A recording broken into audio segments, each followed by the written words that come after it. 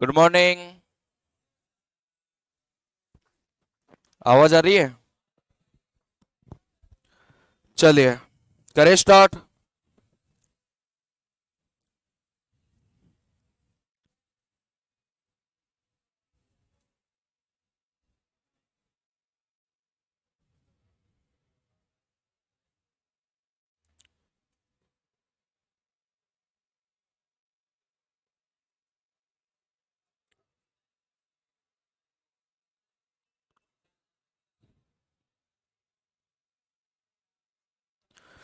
देखो बात को समझना, ध्यान देना।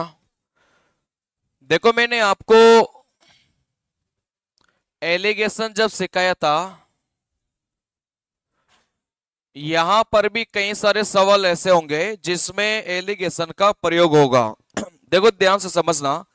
मैंने आपको एलिगेशन में क्या सिखाया था कि यहां पर एक नंबर रखना है, यहां पर भी एक नंबर रखना है, इन दोनों को मिलाने के बाद भी एक नंबर आएगा।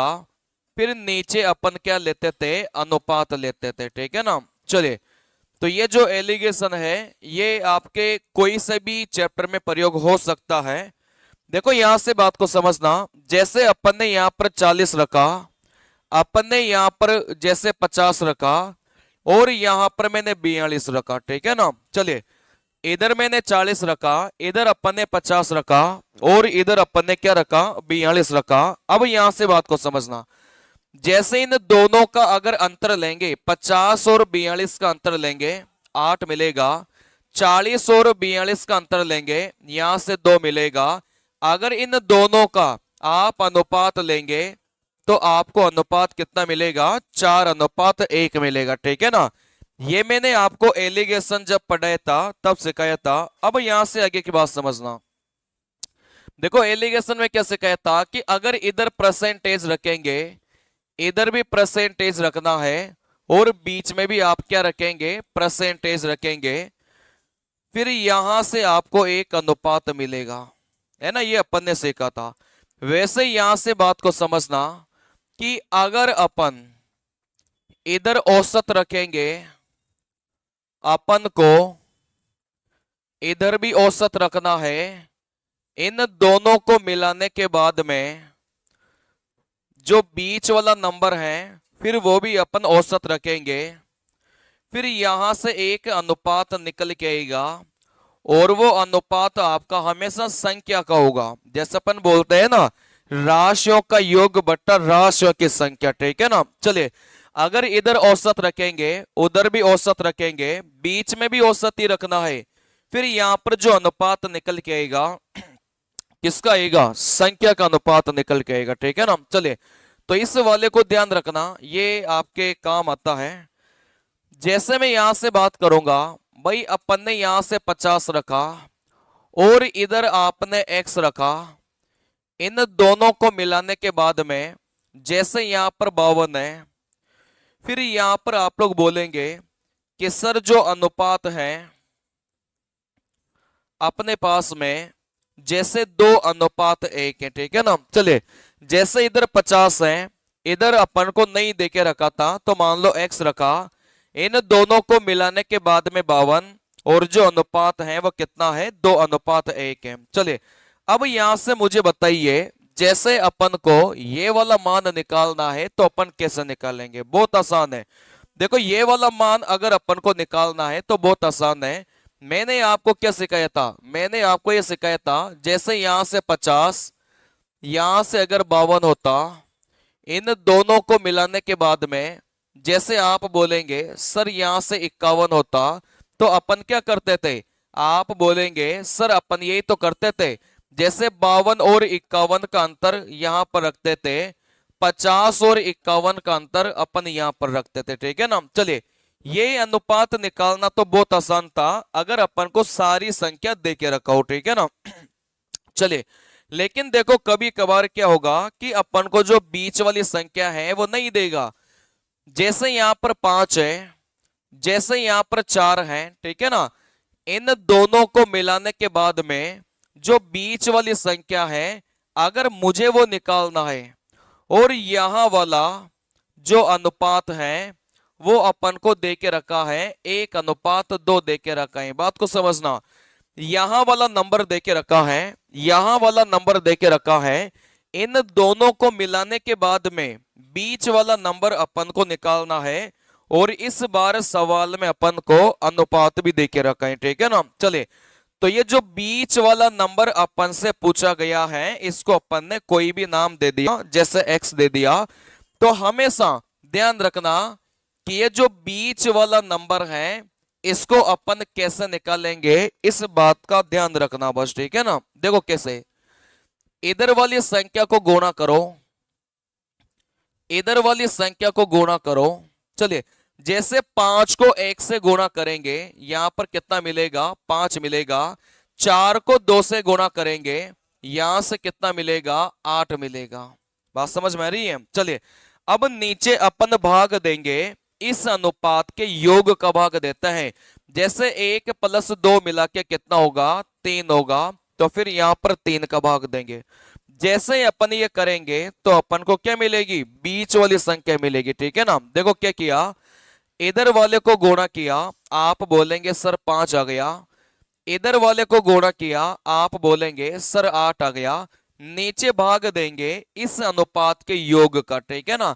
तो 2 + 1 मिला के आप बोलेंगे कितना हो जाएगा, 3 हो जाएगा। वैसे यहां से बात को समझना, जैसे मेरे पास में 15 है, जैसे मेरे पास में 10 है, इन दोनों को मिलाने के बाद में बीच वाला नंबर कैसे निकालेंगे। इस बार नीचे वाले का जो अनुपात है, वो मान लो मुझे 2:3 दे के रखा है। देखो कैसे निकालेंगे, बीच वाले को अपन x मान लिया।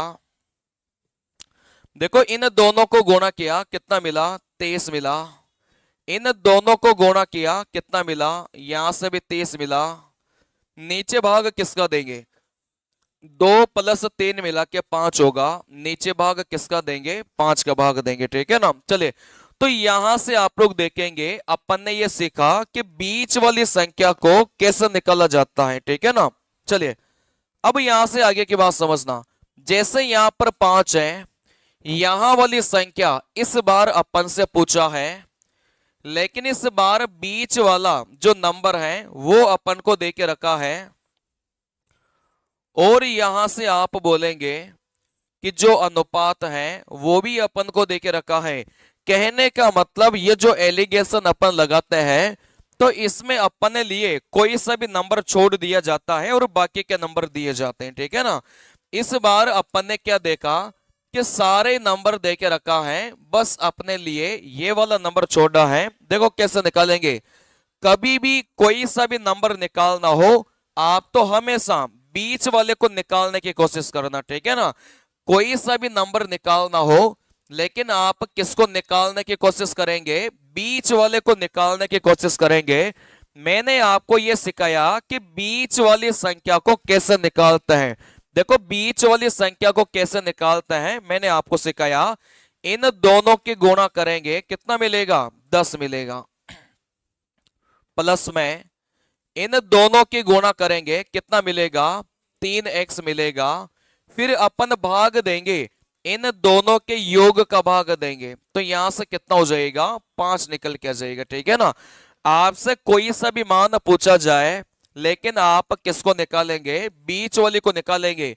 भाई बीच वाले का मान निकालना कैसे सिखाया, आप बोलेंगे सर इन दोनों को गुणा किया, 10 मिला। इन दोनों को गुणा किया, 3x मिला। फिर नीचे भाग देते थे, अनुपात के योग का भाग देते थे। चलिए, अब इसको हल करना बहुत आसान है। क्या ये नीचे वाले 5 को इधर गुणा कर दो क्या, बिल्कुल कर सकता हूं। ये वज्र गुणा वाला कॉन्सेप्ट होता है कि आप बराबर के उधर ऐसे गुणा कर सकते हैं, ठीक है ना। चलिए, तो यहां से तो मिलेगा आपको 35 बराबर में 10 + 3x। अगर इस 10 को इधर लेकर आएंगे तो कितना हो जाएगा, 25 हो जाएगा। फिर ये 3 आपका नीचे जाएगा, तो जो x का मान है वह कितना निकल के आ जाएगा, 25/3 निकल के आ जाएगा, ठीक है ना। चलिए, अभी समझना बात को। जैसे अपन को ये निकालना है और अपन को ये दे के रखा है, बीच वाला जो मान है वो भी अपन को दे के रखा है, और यहां से जो अनुपात है वो भी अपन को दे के रखा है, ठीक है ना। चलिए देखो यहां से आपके लिए कुछ भी छोड़ा जाए, बस आप तो क्या निकालने की कोशिश करेंगे, बीच वाला निकालने की कोशिश करेंगे, ठीक है ना।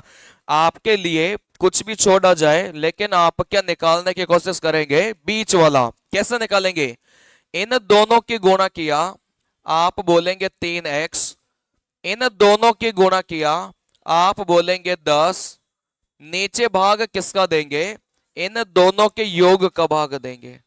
क्या इस 5 को अपन इधर भेज दें क्या, बिल्कुल भेज सकते हैं, ठीक है ना। तो 40 बराबर 3x प्लस में 10 होगा। देखो इस 10 को जैसे ही इधर लेकर आऊंगा माइनस का हो जाएगा, तो यहां से बचेगा 30 बराबर 3x।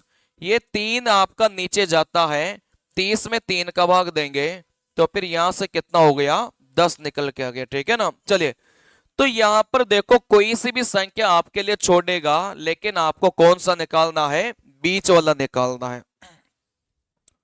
चलिए जैसे बात को समझना, अपने पास में सवाल है, आप लोग इस सवाल को करो एक बार।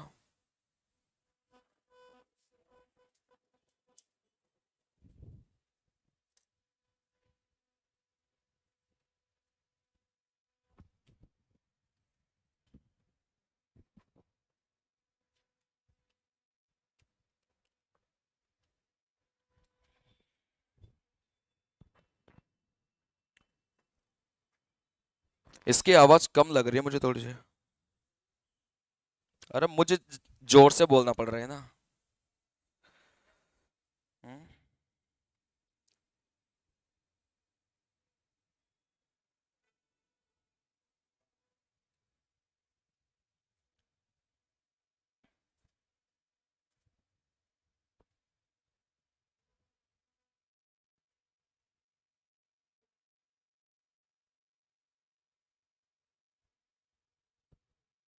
मैडम इसकी आवाज कम है, थोड़ी सी बढ़वा दो।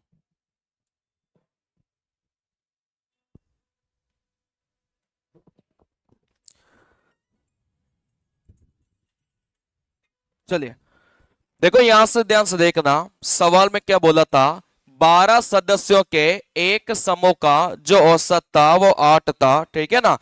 आगे सवाल में बोला है जबकि n सदस्यों के एक अन्य समूह का औसत स्कोर 10 था। चलिए सवाल में आगे बोला गया था कि संयुक्त औसत कितना था, 9.2 था। अच्छा संयुक्त औसत से आप क्या समझते हैं बताइए, ये जो संयुक्त औसत आपको दे के रखा है इससे आप लोग क्या समझते हैं। मैंने आपको क्या सिखाया था, बात को समझना, मैंने आपको यह सिखाया था कि पहली संख्या यहां पर रहेगी, दूसरी संख्या यहां पर रहेगी, इन दोनों को मिलाने के बाद में जो बीच वाली संख्या होती है ना, इसको बोला जाता है मिश्रण बोला जाता है। अब संयुक्त का क्या मतलब हो गया कि आपने इन दोनों को मिलाया होगा, जो बीच में संख्या निकल के आएगी वही अपने क्या कहलाएगी, संयुक्त कहलाएगी, ठीक है ना। चले तो यहां से बात को समझना कि पहली संख्या दूसरी संख्या, इन दोनों को मिलाने के बाद में जो बीच वाली संख्या होती है वो अपन क्या बोलते थे, मिश्रण बोलते थे, या फिर इसी को अपन क्या बोलेंगे, संयुक्त बोलेंगे। संयुक्त का मतलब क्या हो गया कि इन दोनों से मिलाकर बनी होगी, ठीक है ना। चलिए फिर यहां से आप बोलेंगे सर अपने पास में क्या होता था, एक अनुपात होता था। देखो यहां से बात को समझना, चलिए जैसे यहां से बात को समझना, पहली संख्या आपके पास में यहां रहेगी, दूसरी संख्या आपके पास में यहां रहेगी, इन दोनों को मिलाने के बाद में जो भी बीच वाली संख्या है आपको यहां रखना है, और फिर यहां पर आपके पास में क्या रहेगा, एक अनुपात रहेगा। और ये अनुपात किसका रहेगा, ये मैंने आपको बताया था कि संख्या का अनुपात मिलेगा, ठीक है ना। चले ये जो अनुपात मैंने आपको बताया था ये किसका अनुपात मिलेगा, संख्या का अनुपात मिलेगा। लेकिन मैंने आपको यह भी सिखाया था कि अगर यहां पर आप औसत रखेंगे तो इधर भी आपको क्या रखना है, औसत रखना है, फिर बीच में भी आपको क्या रखना है, औसत रखना है, ठीक है ना। चलिए देखो आपने इधर औसत रखा, इधर भी औसत, बीच में भी औसत रखेंगे, फिर यहां से जो अनुपात निकल के आएगा वो किसका आएगा, संख्या का अनुपात निकल के आएगा। चले, बस आपको वैल्यू रखनी है। जब भी कोई ऐसा शब्द मिले ना जो मिलकर बनने की बातें कर रहा था, तो एलिगेशन आप लोग लगा सकते हैं वहां पर, ठीक है ना। जैसे यहां पर बहुत सारी संख्या रहेगी, इधर भी कई सारी संख्या रहेगी, इन दोनों को मिलाने के बाद में अगर तीसरी संख्या के बारे में भी देके रखा है, तो फिर आप यहां से क्या लगा सकते हैं, एलिगेशन लगा सकते हैं। देखो कैसे, सवाल में बोला गया था कि 12 सदस्यों के एक समूह का जो औसत था वो कितना था, 8 था। तो मैंने आपको क्या बताया कि औसत औसत और बीच में भी औसत ही रखना है। चले, तो यहां पर औसत अपन को कितना देके रखा है, 8 देके रखा है, लेकिन यहां पर कितने लोगों का, 12 लोगों का। तो मैंने आपको यही तो सिखाया था कि नीचे आपको क्या रखना है, संख्या को रखना है। बात समझ में आ रही है। ऊपर आप औसत रखेंगे और फिर नीचे आप क्या रखेंगे, संख्या को रखेंगे। जैसे औसत तो अपन को 8 देके रखा था, लेकिन कितने इंसानों का, आप बोलेंगे सर 12 आदमियों का, ठीक है ना। चलिए, फिर सवाल में आगे बोला था जबकि n सदस्यों के एक अन्य समूह का जो औसत था वो कितना देके रखा था, 10 देके रखा था। कहने का मतलब औसत अपन को 10 देके रखा है, लेकिन कितने इंसानों का, n आदमियों का। तो यहां पर n के स्थान पर क्या रखेंगे, अपन n ही रखेंगे, ठीक है ना। देखो, अपन को 12 आदमियों का औसत 8 देके रखा था, ऊपर अपन यहां पर औसत रखते हैं और नीचे अपन इनकी संख्या रखेंगे। चलिए, तो यहां पर संख्या 12 है और इनका औसत 8 देके रखा है। यहां पर संख्या n है और इसका औसत कितना देके रखा था, 10 देके रखा था। सवाल में बोला गया था कि संयुक्त जो औसत था वो कितना है, 9.2 है। कहने का मतलब संयुक्त औसत यहां पर कितना देके रखा है, 9.2। और आपको पता है कि बीच में अपन किसको रखते हैं, संयुक्त बोल दिया, मिश्रण बोल दिया, कुल बोल दिया, ठीक है ना। चले, अब जैसे ही आप इसको हल करेंगे वैसे ही आपका क्या निकल के आ जाएगा, उत्तर निकल के आ जाएगा। देखो, एक तरीका तो यह है कि आप बीच वाली संख्या को निकाल लो। जैसे 9.2 कैसे निकलेगा, इन दोनों के गुणा करेंगे तो कितना जाएगा, आप बोलेंगे 96, प्लस में इन दोनों के गुणा करेंगे तो आप बोलेंगे 10n आ जाएगा, बटे में नीचे भाग देंगे आप 12 प्लस n का, ठीक है ना। चलिए, एक तरीका तो यह है कि आप इसको हल करेंगे और उत्तर निकल के आएगा, ठीक है ना। चलिए, लेकिन देखो, आप और भी आसानी से हल कर सकते थे, बात को समझना। जैसे इसको हल करेंगे उत्तर आएगा आपका आराम से, कोई समस्या ही नहीं है। लेकिन आप इतने कैलकुलेशन में नहीं जाकर आप देखो ऐसे भी हल कर सकते थे। मैं आपको थोड़ा सा हिंट दे रहा हूं, इधर ध्यान से देखना। जैसे यहां पर 12 है, यहां से 15 है, और यहां से आप बोलेंगे सर मेरे पास में जैसे यहां से 13 है, ठीक है ना। चलिए, अगर यहां से आपने 12 रखा, यहां से आपने 15 रखा और बीच में आपने क्या रखा, 13 रखा, फिर यहां से कोई ना कोई अनुपात निकल के आएगा। जैसे 15 और 13 का लेंगे, यहां से 2 निकला, 12 और 13 का अंतर लेंगे, यहां से 1 निकला। कई बार क्या होगा ना कि इन दोनों में से किसी एक का मान आपको दिया जाता है।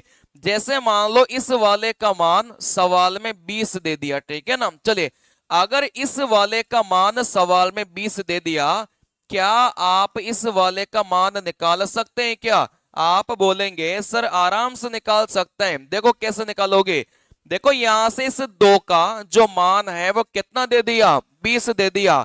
कहने का मतलब 2 इकाई का जो मान है वो कितना दे दिया, 20 दे दिया। तो यहां से 1 इकाई का मान कितना हो जाएगा, 10 हो जाएगा।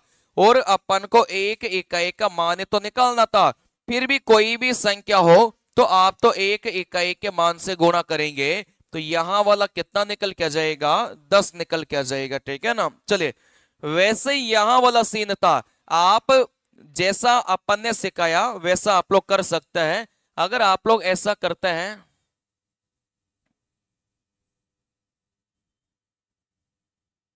चलिए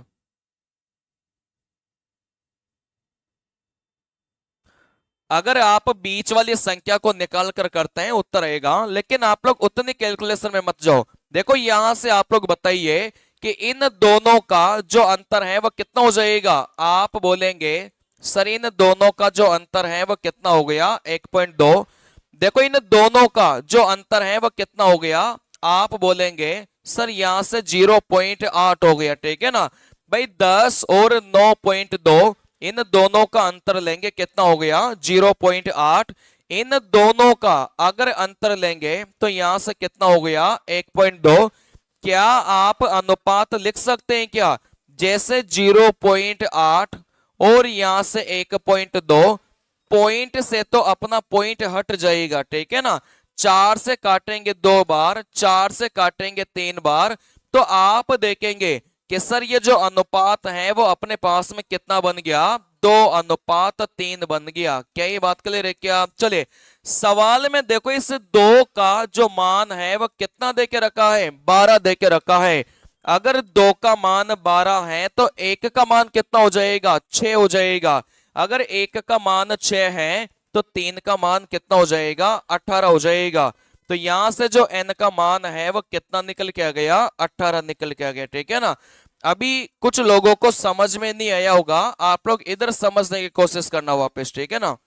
दोबारा समझा रहा हूं, ध्यान से समझना। देखो यहां से आप लोग बोलेंगे कि सर अपन को औसत 8 दे के रखा था। इधर आप लोग बोलेंगे सर अपन को औसत 10 दे के रखा था। इन दोनों को अगर मिला देंगे तो संयुक्त जो औसत है वो कितना दे के रखा था 9.2 दे के रखा था। तो आपको तो पता ही है ना कि अगर ये तीनों ही संख्या देगा तो आप आराम से अनुपात निकाल सकते हैं। तो यहां से आप अनुपात कैसे निकालेंगे, आप बोलेंगे सर इन दोनों का अंतर लिया 0.8 मिला, इन दोनों का अंतर लेंगे आप बोलेंगे 1.2 मिला। जैसे ही आप अनुपात लेंगे पॉइंट से क्या कटेगा पॉइंट कटेगा। 4 से काटा 2 बार, 4 से काटा 3 बार, तो आपने जो अनुपात लिया वो कितना आ गया 2:3 आ गया, ठीक है ना। चलिए फिर यहां से आप बोलेंगे सर अपन को तो सवाल में संख्या दे के रखा था, देखो कितना दे के रखा था भाई, ये जो 8 औसत था वो कितने लोगों का था 12 लोगों का, तो अपन को दे के रखा है ना 12। चले लेकिन अपन को यहां वाला अपन को क्या निकालना था मान निकालना था कि ये जो 10 औसत था वो कितने लोगों का था, ये तो अपन को निकालना था, ठीक है ना। चले तो फिर यहां से हल कर सकते हैं। अगर आपको हल करने में दिक्कत आती है ना तो कुछ मत माना करो, दोनों तरफ x मान लिया करो। अगर आपको लगे कि एक इकाई का मान निकालने में दिक्कत आ रही थी तो ये जो अनुपात है ना अपने पास में उसको आप क्या मान लिया करो x में मान लिया करो। कहने का मतलब 2x का मान कितना बोला है 12 बोला है। अगर 2x का मान 12 है तो x का मान कितना हो जाएगा 6 हो जाएगा। अगर x का मान जैसे यहां पर 6 रखेंगे तो 6 इंटू 3 कितना हो जाएगा 18 हो जाएगा, ठीक है ना। चले फिर भी आप लोग कोशिश करो चीजों को सीखने की। देखो यहां से इस 2 इकाई का मान कितना देके रखा है 12 देके रखा है, ठीक है ना। इस 2 इकाई का मान 12 देके रखा है तो 1 इकाई का मान कितना हो जाएगा 6 हो जाएगा। जैसे 1 इकाई का मान 6 आया तो आप 6 को 3 से गुणा करेंगे तो यहां पर आप अनुपात देखेंगे तो यहां पर n का मान कितना हो जाएगा 18 निकल के आ जाएगा, ठीक है ना। चलिए तो एक तरीका तो यह है, आप लोग इससे जा सकते हैं, ठीक है ना। चलिए अगर कभी भी पेपर में यह सवाल दो बार आता है, अगर सेम टाइप का सवाल एग्जाम में दो बार आता है तो आप लोग एलिगेशन से जा सकते हैं, अच्छा तरीका है। लेकिन यहां से बात को समझना। चलिए यहां पर आप लिखना संख्या और यहां पर आप लिखना इनका औसत लिखना, ठीक है ना। चलिए ऊपर आप लिखना संख्या और नीचे आप क्या लिखेंगे इनका औसत लिखेंगे। जैसे यहां पर 12 आदमी थे और इनका जो औसत था वो कितना दे के रखा था 8 दे के रखा था, ठीक है ना। 12 इंसानों का जो औसत है वो कितना दे के रखा है 8 दे के रखा है। चलिए फिर यहां पर बोला गया था कि n सदस्य मतलब संख्या आपको n दे के रखा है और इनका जो औसत है वो कितना दे के रखा है, 10 दे के रखा है। चलिए फिर इस सवाल में आगे बोला है कि संयुक्त औसत कितना दे के रखा है, 9.2 दे के रखा है। संयुक्त औसत का मतलब क्या हो गया, संयुक्त औसत का मतलब ये हो गया कि अगर दोनों औसत को आप जोड़ेंगे ना तो टोटल मिलाकर संयुक्त औसत कितना दे के रखा है, 9.2 दे के रखा है। ठीक है ना, देखो अपन ने कुछ नहीं किया, संख्या के सामने संख्या को लिखा है और औसत के सामने अपन ने किसको लिखा है, औसत को लिखा है। ठीक है ना, चले जैसे 12 संख्याओं का औसत 8 है, n संख्याओं का औसत 10 है और इन दोनों को मिलाने के बाद में जो संयुक्त औसत निकलेगा वो कितना देके रखा है, 9.2 देके रखा है। ठीक है ना, चले इस फॉर्मेट को याद रखना। कहने का मतलब जैसे यहां वाला मान छोड़ा है, हो सके इस मान को नहीं छोड़कर आपके लिए कोई दूसरा मान छोड़ दिया जाए। ठीक है ना, चले तो इस वाले फॉर्मेट को आप याद रखना। देखो कैसे करना है, आपको ये जो औसत देके रखा है आपको क्या करना है, अंतर लेना है। जैसे टोटल औसत 9.2 था और यहां वाला औसत 8 है, तो 9.2 और 8 इन दोनों का अंतर लेंगे तो कितना मिलेगा, 1.2 मिलेगा। ठीक है ना, चले वैसे आप बोलेंगे सर इन दोनों का भी अंतर लो, 9.2 और यहां से 10, इन दोनों का अंतर लेंगे तो यहां से कितना मिलेगा, 0.8 मिलेगा। बात को समझना, इस फॉर्मेट को याद रखना, और भी कई सारे सवाल बनेंगे। देखो आपको क्या करना है, इस टोटल औसत का एक बार इसके साथ में अंतर लो, 9.2 का 8 के साथ अंतर लेंगे कितना मिलेगा, 1.2। एक बार इसके साथ अंतर लो, 9.2 का इस 10 के साथ अंतर लेंगे कितना मिलेगा, 0.8 मिलेगा। ठीक है ना, चलिए अब आपको क्या करना है, बराबर करना है। बराबर किस किस को करोगे, यहां पर 12 और 1.2 को गुणा करो, 12 और 1.2 को गुणा करो, फिर आप बराबर, फिर आप n और 0.8 को गुणा करो। ठीक है ना, कहने का मतलब एक बार अंतर लेने के बाद में आपको क्या करना है, बराबर करना है।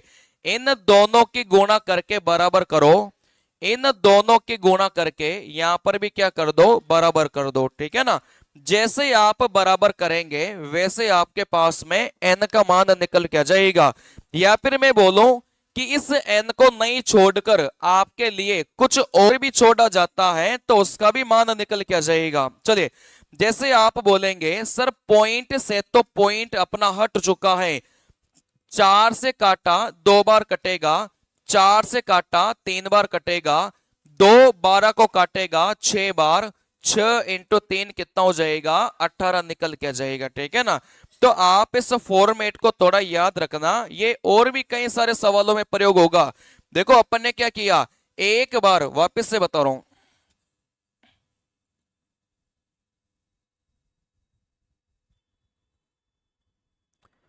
देखो अपन ने क्या किया, आप बोलेंगे सर एक बार इसका अंतर लिया 9.2 और 8, 8 का जैसे अंतर लेंगे कितना हो जाएगा, आप बोलेंगे सर यहां से 1.2। चलिए एक बार इन दोनों का अंतर लिया तो यहां से कितना रहेगा, 0.8 रहेगा। ठीक है ना, चलिए अब आपको कुछ नहीं करना, बराबर करना है। किस किस को बराबर, इन दोनों संख्या को गुणा करो, 12 को 1.2 से, और इन दोनों संख्या को गुणा करो n को 0.8 से। ये तरीका आपके बहुत काम आएगा। चलिए फिर आपको क्या करना है, बस हल करेंगे तो जो भी आपके लिए छोड़ा गया है उसका मान निकल के आ जाएगा। ठीक है ना, चलिए जैसे आप बोलेंगे भाई 0.8 को उधर से हटाकर अपन इधर नीचे भी तो ला सकते हैं ना। चलिए आप पॉइंट से पॉइंट हटाएंगे, 4 से काटेंगे 2 बार, 4 से काटेंगे 3 बार, 2 12 को काटेगा 6 बार, 6 की गुणा 3 से करेंगे तो यहां से n का मान कितना आ जाएगा, 18 निकल के आ जाएगा। ठीक है ना, चलिए थोड़ा सा करने का तरीका ध्यान रखना, क्योंकि कोई लॉजिकल बात तो नहीं है, लेकिन आपका उत्तर कई सारे सवालों में लगेगा। ये कॉन्सेप्ट बात समझ में आ रही है, लॉजिकल बात देखेंगे तो एलिगेशन से अपना होता है, लेकिन आप इस तरीके पर जाएंगे थोड़ी सी कैलकुलेशन कम होगी और यही तरीका और काफी सारी जगह लगेगा, ठीक है ना। तो आप इसको थोड़ा सा याद रखना, बहुत काम करेगा ये। चलिए देखो यहां से बात को समझना।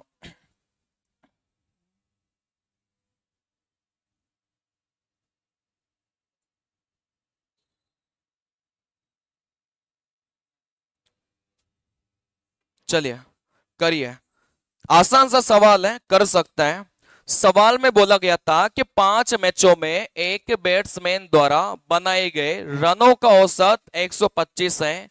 पहले 2 मैचों में उसके द्वारा बनाए गए रनों का औसत 150 है। अंतिम 2 मैचों में बनाए गए रनों का औसत 110 है। बैट्समैन द्वारा तीसरे मैच में कितने रन बनाए हैं ये आपको निकालना है।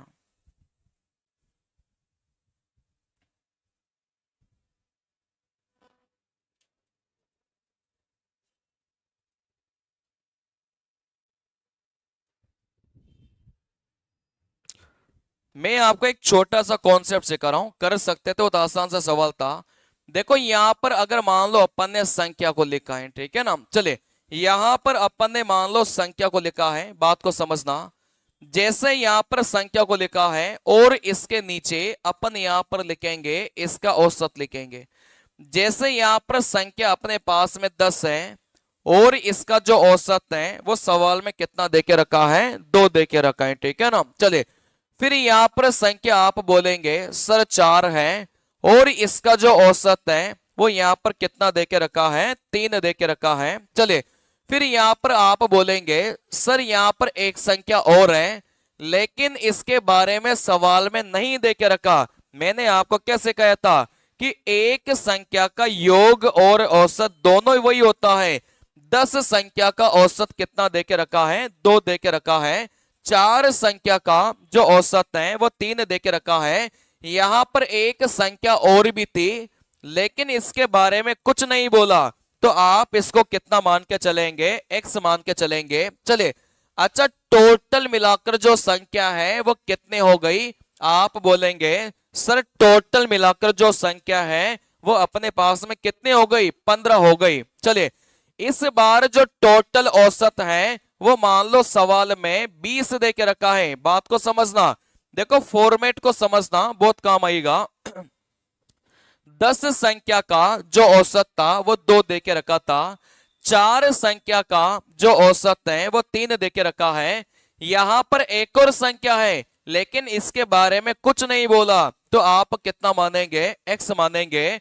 और यहां से आप लोग देखेंगे तो टोटल मिलाकर कितनी संख्या बन गई, 15 संख्या बन गई।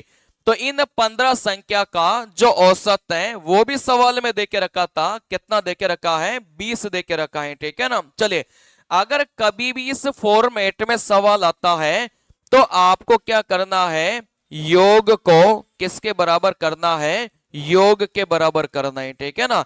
अगर कभी भी इस फॉर्मेट में सवाल आता है तो फिर आप क्या करेंगे, योग को योग के बराबर करेंगे। अब योग को योग के बराबर क्यों कर रहे थे आप खुद बताइए ना। जैसे मान लो एक अपने पास में ये गोला है, अगर आप इसको ऐसे छोटे छोटे टुकड़ों में तोड़ोगे, क्या इन दोनों का जो योग है वो क्या चेंज होगा, क्या नहीं होगा, सेम ही रहेगा। अगर ये मिलाकर 5 किलो का है, अगर ये बड़ा वाला 5 किलो का है तो ये तीनों मिलाकर भी कितने रहेंगे, 5 किलो के रहेंगे। तो यहां पर भी वही कॉन्सेप्ट लगेगा कि आप बोलेंगे सर यहां से इधर वाले की अपन बात कर रहे थे, ये कुल की बात करेंगे बराबर के इधर, ठीक है ना। चलिए क्योंकि टोटल मिलाकर कितनी संख्या है, 15 संख्या है। यहां पर जो अपन ने इधर बात की थी वो टुकड़ों टुकड़ों में किया था। भाई 15 में से 10 संख्या का औसत 2 है, इसी 15 में से 4 संख्या का औसत 3 था और इसी 15 में से एक संख्या का औसत अपन को नहीं पता। और टोटल मिलाकर 15 संख्या का जो औसत है वो कितना देके रखा है, 20 देके रखा है। तो यहां पर देखो क्या होगा कि टोटल मिलाकर संख्या 15 है और यहां पर अपन ने इन्हीं को किस में तोड़ लिया, टुकड़ों टुकड़ों में तोड़ लिया। तो यहां पर अगर इन सभी का आप योग देखेंगे तो वो योग हमेशा किसके बराबर आएगा, इन्हीं 15 संख्या के बराबर निकल के आता है, ठीक है ना। चलिए, तो ऐसे सवालों में अपन क्या करेंगे, योग को योग के बराबर करेंगे। देखो कैसे। अच्छा, योग कैसे निकाला जाता है, आप बोलेंगे सर संख्या को जैसे ही औसत से गुणा करेंगे वैसे क्या निकल के आएगा, योग निकल के आएगा। तो करिए, देखो 10 को 2 से गुणा किया, आप बोलेंगे 20 मिला। वैसे 4 को 3 से गुणा किया, आप बोलेंगे 12 मिला। वैसे आप 1 को x के साथ गुणा करेंगे, x मिला। बराबर में अब इधर वाला योग निकालेंगे, 15 को 20 से गुणा किया, आप बोलेंगे कितना मिलेगा, 300 मिला, ठीक है ना। तो ऐसे सवालों में योग को किसके बराबर करेंगे, योग के बराबर करेंगे। ये सवाल आपके पेपर में लैंग्वेज में भी आते हैं, और यही सवाल आपके पेपर में ऐसे टेबल बनाकर भी आते हैं। बात समझ में आ रही है, आपको ऐसे टेबल बना के देगा, आपको ऐसे टेबल बना के देगा, फिर आपसे सिंपली किसका मान पूछा जाता है, एक्स का मान पूछा जाता है। आपने ग्राफ वाले सवाल देखे होंगे कई सारे, ठीक है ना। तो वो सवाल कुछ अलग से नहीं आते, उन सवालों में या तो एवरेज का प्रयोग होता है, या फिर अनुपात का प्रयोग होता है, या फिर परसेंटेज का प्रयोग होता है, ठीक है ना। चलिए, तो यहां पर अपन क्या करेंगे, बात को समझना, यहां पर अपन क्या करेंगे, ऐसे सवालों में योग को योग के बराबर करेंगे, संख्या को औसत से गुणा करेंगे, योग मिलेगा। 10 को 2 से गुणा किया, 20 मिला। 4 को 3 से गुणा किया, 12 मिला। 1 को x के साथ गुणा किया, x मिला। और यहां से 15 को 20 के साथ गुणा किया, यहां से कितना मिला, 300 मिला, ठीक है ना। चलिए, जैसे ही आप इसको हल करेंगे वैसे ही अपना क्या निकल के आ जाएगा, उत्तर निकल के आ जाएगा। बात आ रही समझ में। चलिए, क्योंकि 20 प्लस 12 मिलाकर कितना बनेगा, 32 बनेगा। इस 32 को आपको किधर लेकर जाना पड़ेगा, उधर लेकर जाना पड़ेगा, ठीक है ना। चलिए, यहां से जैसे ही आप 32 को इधर लेकर जाएंगे, तो आप यहां से बोलेंगे सर यहां से जो अपना उत्तर है वो कितना निकल के आ जाएगा, 268 निकल के आ जाएगा। तो यहां पर अगर x का मान पूछा जाए तो कितना हो जाएगा, 268 हो जाएगा, ठीक है ना। चलिए, वैसे आप लोग यहां से देखना, ऐसे कई सारे सवाल आपको पेपर में मिलेंगे, ठीक है ना। ऐसे कई सारे सवाल आपको पेपर में मिलेंगे। एक बार मैं समझा रहा हूं, जैसे 5 मैचों में एक बैट्समैन द्वारा बनाए गए रनों का औसत कितना देके रखा है, 125 देके रखा है। कहने का मतलब टोटल मिलाकर कितने मैच थे, 5 मैच थे, और इन मैचों का अगर कंबाइन रूप से औसत देखा जाए तो कितना बोला है, 125 बोला है। चलिए, अब आप क्या लिखेंगे, ऊपर लिखेंगे आप संख्या, और नीचे क्या लिखेंगे, आप औसत लिखेंगे। जैसा बोला गया है वैसा वैसा लिखते जाओ, ठीक है ना। चलिए, सवाल में बोला गया था कि 2 मैचों में, देखो शुरुआत के जो 2 मैच थे इनमें औसत कितने का देके रखा है, 150 का देके रखा है। यही तो बोला है कि यहां पर शुरुआत के जो 2 मैच थे उनका औसत कितना बोला है, 150 बोला है, ठीक है ना। चलिए, आगे सवाल में बोला है, इसको थोड़ा सा नीचे लिख रहा हूं। चलिए, देखो यहां से सवाल में बोला था कि यहां से 2 मैच थे और यहां से इनका औसत कितना बोला था, 150 बोला था। फिर आगे सवाल में बोला गया था कि अंतिम के जो 2 मैच थे उनका औसत कितना बोला है, 110 बोला है। अब अंतिम का बोले, बीच का बोले, पहले का बोले, उससे मतलब नहीं है। अपन को तो ये देखना है कि अगली 2 संख्या का जो औसत था वो कितना देके रखा है, 110 देके रखा है। बात समझ में आ रही है। शुरुआत की जो 2 संख्या थी 150 औसत दिया, फिर यहां से 2 संख्या का जो औसत है वो भी अपन को कितना दे दिया, 110 दे दिया। सवाल में बोला गया था कि बैट्समैन द्वारा तीसरे मैच में कितने रन बनाए। तो यहां पर आप लोग मुझे बताइए कि टोटल मिलाकर कितने मैच की बात कर रहा था, 5 मैच की बात कर रहा था। आप बराबर के इधर है ना टोटल को लिखेंगे। जैसे यहां पर टोटल जो मैच थे वो कितना देके रखा है, 5 देके रखा है, और इन 5 मैचों का जो औसत था वो कितना देके रखा है, 125 देके रखा है। बात आ रही समझ में। चलिए, अब आपको जो छोड़ा गया है उसके बारे में भी लिख लो। अच्छा, 2 मैच, यहां दो मैच यहाँ, तो यहां पर कितने मैच बचे हैं? एक मैच बचा है, और इस एक मैच के बारे में अपन से पूछा गया था, तो फिर इसको अपन क्या मान लेंगे? एक्स मान लेंगे, ठीक है ना। अपन ने देखो क्या किया भाई, दो संख्या का औसत 150, दो संख्या का औसत 110, टोटल मिलाकर पांच संख्या थी, इनका औसत कितना बोला था? 125 बोला था। तो यहां पर टोटल मिलाकर पांच संख्या थी ना, तो दो संख्या यहां लिखा, दो संख्या यहां लिखा, तो दो प्लस दो मिलाकर चार संख्या हो गई। लेकिन ऊपर वाले का जो योग है वो तो कितना बनाना पड़ेगा? पांच बनाना पड़ेगा, क्योंकि टोटल मिलाकर कितने संख्या थे? पांच संख्या थे, ठीक है ना। इस एक संख्या के बारे में ही आपसे पूछा गया था, तो आपको क्या निकालना है? इस एक संख्या के बारे में निकालना था, ठीक है ना। चलिए, जब इस फॉर्मेट का सवाल आता है तो आप क्या करेंगे? योग को योग के बराबर करना है। देखो कैसे करेंगे, करिए, आप लोग कर सकते हैं। देखो, इन दोनों को गुणा करेंगे, कितना मिलेगा? 300, क्योंकि आपको पता है कि संख्या और औसत को गुणा करते हैं तब जाकर क्या मिलेगा? योग मिलेगा, ठीक है ना।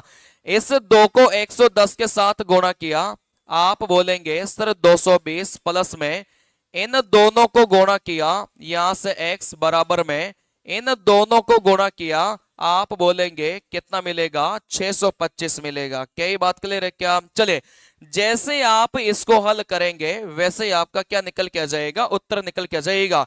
इन दोनों को जोड़ेंगे तो कितना मिलेगा? 520 मिलेगा, और उस 520 को किधर लेकर जाना पड़ेगा? इधर लेकर जाना पड़ेगा, ठीक है ना। चलिए, तो यहां से मुझे आप लोग बताइए कि इन दोनों को जोड़ा 520, इस 520 को उधर लेकर जाएंगे तब जाके क्या निकलेगा? अपना उत्तर निकलेगा। इन दोनों को घटाएंगे तो यहां से जो x का मान है वो कितना निकल के आएगा? 105 निकल के आएगा, ठीक है ना। चलिए, तो जब भी इस फॉर्मेट का सवाल पेपर में आता है तो अपन को योग के बराबर करना होता है, आराम से उत्तर निकलेगा, ठीक है ना। चलिए, देखो, कोई सी भी संख्या आपके लिए छोड़ी जाती है, बात समझ में आ रही है? यहां पर कोई सी भी संख्या आपके लिए छोड़ी जाती है, बस आपको वही निकालना होता है।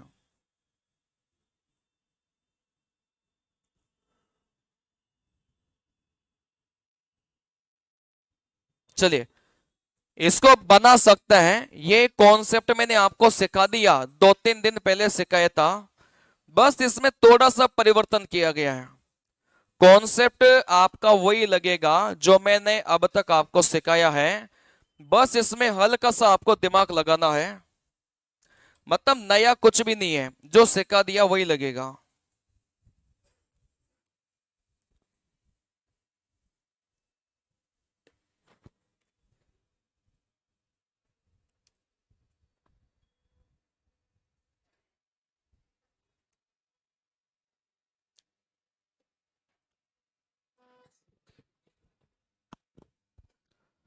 देखो, यहां से बात को समझना, सवाल में क्या बोला है। अब देखो, जो चीजें अपन ने सीखी है ना, उनको आप लगाने की कोशिश करो।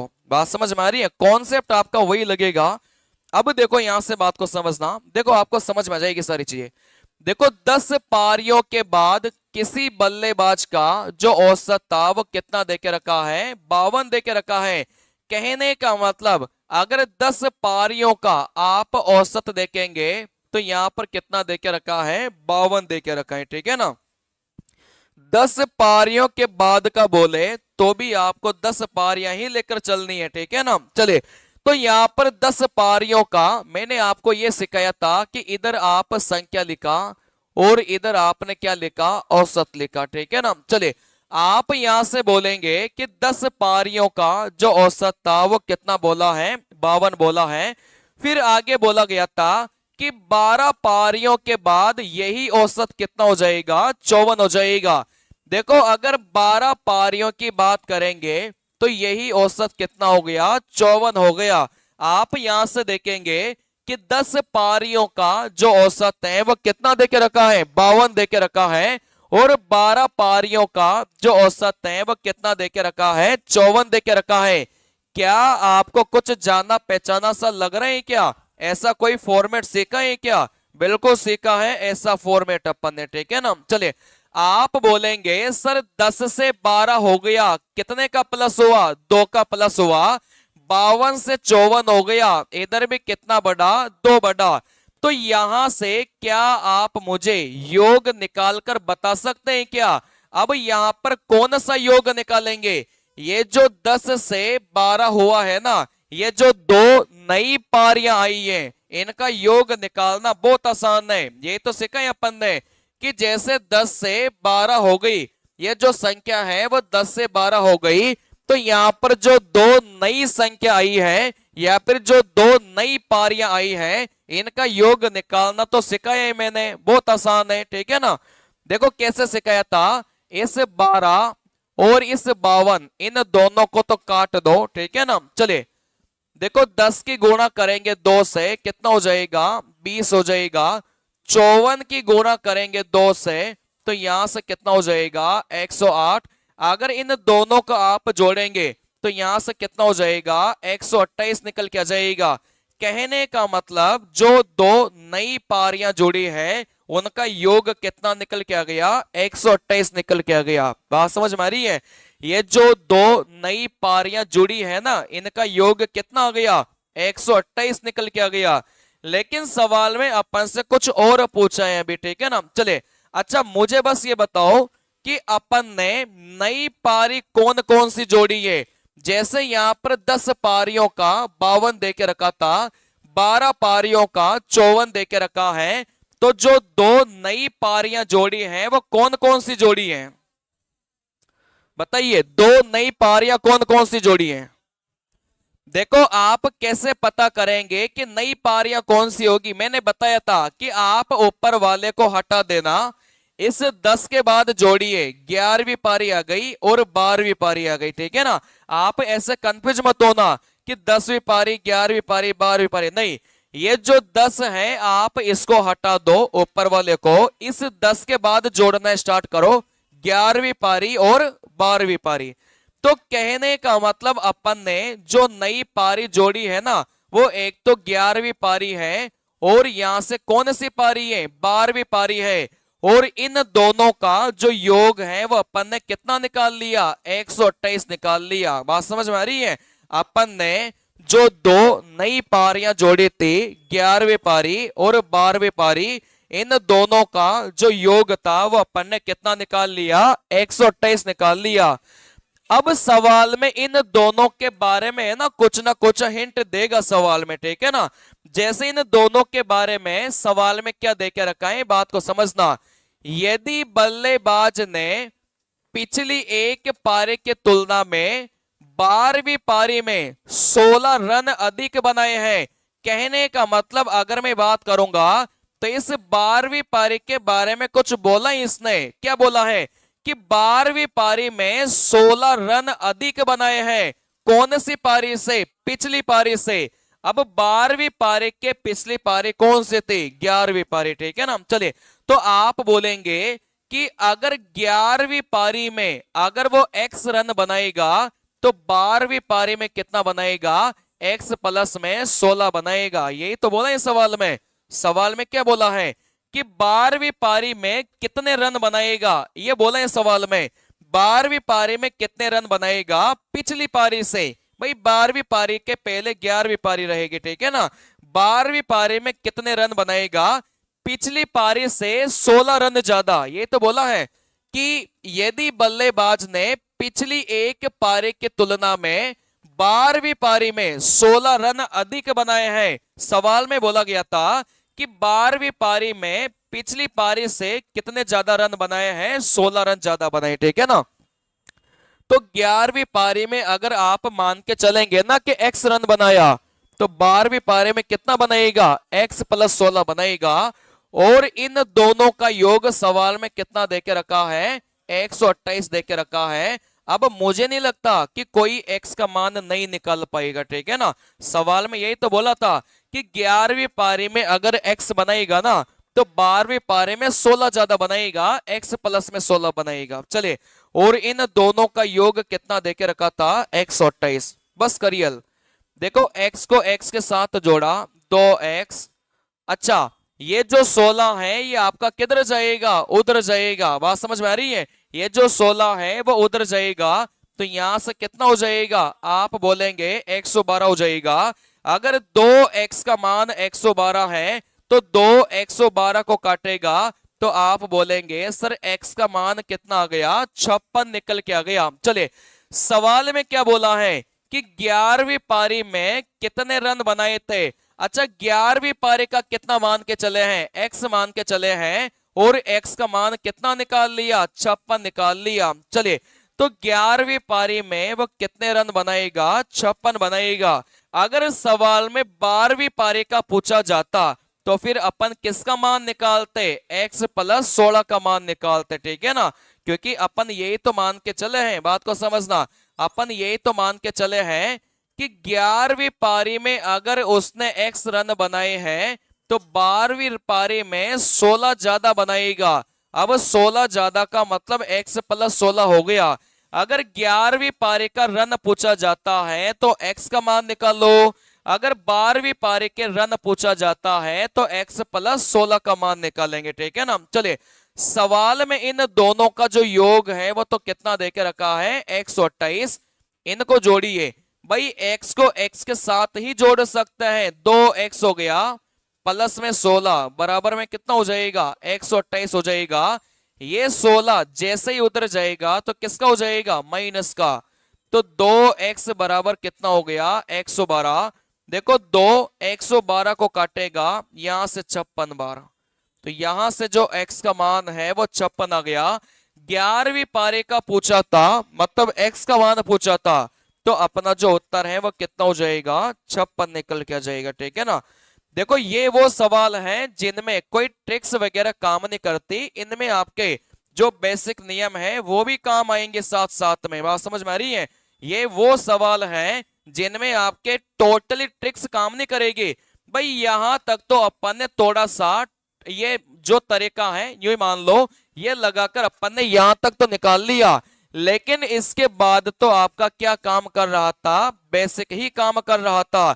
ऐसे सवालों में क्या होगा कि आपकी ट्रिक्स भी काम करेगी, मतलब आप आधे सवाल को तो थोड़ा सा ट्रिकी अप्रोच में कर लो, लेकिन हो सके उसी सवाल का आधा भाग में आपको क्या लगाना पड़े, बेसिक कॉन्सेप्ट भी लगाने पड़े, ठीक है ना। चलिए तो पेपर में जो सवाल आते हैं वो सारे ट्रिकी अप्रोच वाले नहीं आते, उसमें मिक्स सवाल आता है। कहने का मतलब आधे सवाल को तो आप ट्रिक के माध्यम से हल करो, लेकिन जो आधा सवाल बचा है ना उसमें आपका बेसिक यूज कराएगा ही कराएगा वो, ठीक है ना। चले तो यहां के बाद आप सवाल को ऐसा ही बनाना पड़ेगा आपको, बात समझ में आ रही है? चलिए ऐसा ही सेम सवाल फिर से आप लोग देखना, सेम है बिल्कुल, कोई अंतर नहीं है, बिल्कुल सेम है।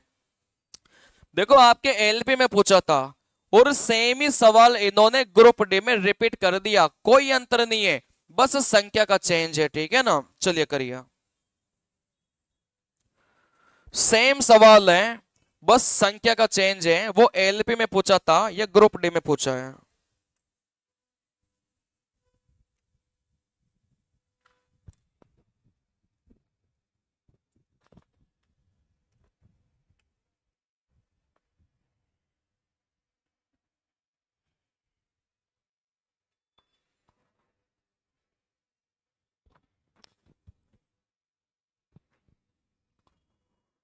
देखो सवाल में बोला था, आप लोग करिए, 11 पारियों का जो औसत है वो 52 दे के रखा है, और 13 पारियों का जो औसत है वो 54 दे के रखा है।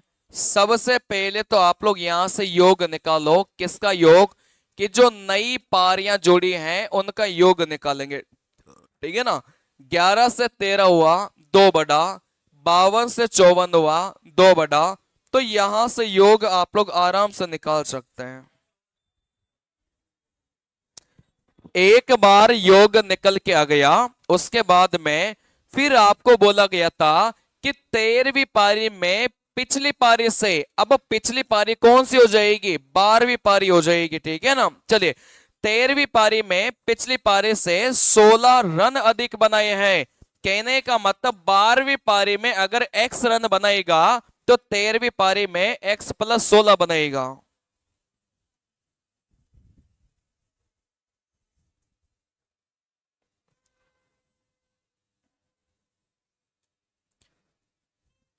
देखो थोड़ा सा समझने की कोशिश करो, हर सवाल को ट्रिक से नहीं बनाया जा सकता। 16,000 से भी ज्यादा सवाल हैं आपके प्रीवियस ईयर में, ठीक है ना। हर सवाल का ट्रिक की अप्रोच नहीं होता। आपको बेसिक भी आना चाहिए, आपको ट्रिक्स भी आना चाहिए, और आपको थोड़े से स्मार्ट कॉन्सेप्ट भी आने चाहिए। इन तीनों के मिश्रण से ही सवाल का उत्तर निकलता है, ठीक है ना। चलिए, आप बोलेंगे सर योग कैसे निकालना है, बहुत आसान है। देखो इन दोनों को आप लोग काट दो, इन दोनों को आप लोग काट दो। 11 को 2 से गुणा किया, यहां से 22 मिला। 54 को 2 से गुणा किया, यहां से कितना मिला, आप बोलेंगे 108 मिला। इन दोनों को जोड़ेंगे 128। यहां तक तो रेलवे ने भी चेंज नहीं किया। बात समझ में आ रही है क्या? अच्छा अच्छा, 130 होगा। चलिए, तो यहां पर थोड़े से नंबर चेंज किए हैं, लेकिन सवाल देखो वही था। ये 2018 में पूछा था, और ये भी 2018 में पूछा था। ये 14/8 को पूछा था, और ये आपका 25/9 को पूछा था। मतलब ग्रुप डी ने कॉपी किया है। बात समझ में आ रही है? एलपी का सवाल कहां कॉपी हुआ है? ग्रुप डी में हुआ है। चलिए, तो यहां से जो योग है वो कितना निकल के आ गया? 130 निकल के आ गया। चलिए, सवाल में देखो क्या बोला था। सवाल में अपन को बोला था, यदि बल्लेबाज ने 13वीं पारी में पिछली पारी से, अब 13वीं पारी में पिछली पारी का क्या मतलब हो गया? आप तो सीधा सीधा ये देख लो भाई, ये योग आपने किस किस का निकाला। यहां पर कौन कौन सी पारियां जुड़ी है? 12वीं पारी और 13वीं पारी, ठीक है ना। तो यहां पर आप लिखो 12वीं पारी, और यहां पर लिखेंगे 13वीं पारी। चलिए, इस 12वीं पारी में x रन बनाया, तो 13वीं पारी में 16 रन ज्यादा बना रहा था, तो कितना मानेंगे? x + 16 मानेंगे। इन दोनों का जो योग है वो अपन ने कितना निकाल लिया? 130 निकाल लिया। क्या ये बात क्लियर है क्या? चलिए, अब जैसे ही आप इनको हल करेंगे, वैसे ही आपका क्या निकल के आ जाएगा? उत्तर निकल के आ जाएगा। जैसे x + x को जोड़ेंगे, तो यहां से कितना होगा? 2x होगा। प्लस में यहां से 16 था, बराबर में कितना होगा? आप बोलेंगे सर 130 होगा, ठीक है ना। चलिए, जैसे ही आप इस 16 को इधर लेकर जाएंगे, तो आपको क्या करना पड़ेगा? माइनस करना पड़ेगा। जैसे ही आप लोग घटाएंगे, तो यहां से कितना निकल के आ जाएगा? 114 आ जाएगा, ठीक है ना। चलिए, तो यहां से बात को समझना कि जैसे ही इस 16 को उधर लेकर जाएंगे, घटाने के बाद में कितना आ गया? 114। 2 114 को काटेगा, तो यहां से अपना x का मान कितना हो गया? 57 हो गया। अगर 12वीं पारी का पूछा जाए, मतलब x का मान निकालना है। अगर 13वीं पारी का पूछा जाए, तो फिर x + 16 का मान निकालना है, ठीक है ना। सवाल में 12वीं पारी का पूछा गया था, तो फिर अपना उत्तर कितना हो जाएगा? 57 निकल के आ जाएगा। क्या ये बात क्लियर है क्या? चले, तो इस पैटर्न के सवाल पूछे जाते हैं। यहां तक तो वही कॉन्सेप्ट लग रहा था, लेकिन यहां के बाद थोड़ा सा आपको अपने बेसिक नॉलेज का प्रयोग करना ही पड़ेगा। इसके अलावा कोई भी ऑप्शन नहीं है, ठीक है ना। चलिए, तो एक बार देखना, घर जाकर आराम से समझ में आएगा। देखो, ये सवाल मैं आपके लिए होमवर्क दे रहा हूं। इस सवाल में आपको कुछ नहीं करना, एलिगेशन का प्रयोग करना है। जैसे आप एलिगेशन का प्रयोग करेंगे, बहुत आराम से उत्तर निकल के आएगा, ठीक है ना। बस मैंने आपको हिंट दे दिया कि एलिगेशन का प्रयोग करना, आराम से उत्तर आएगा।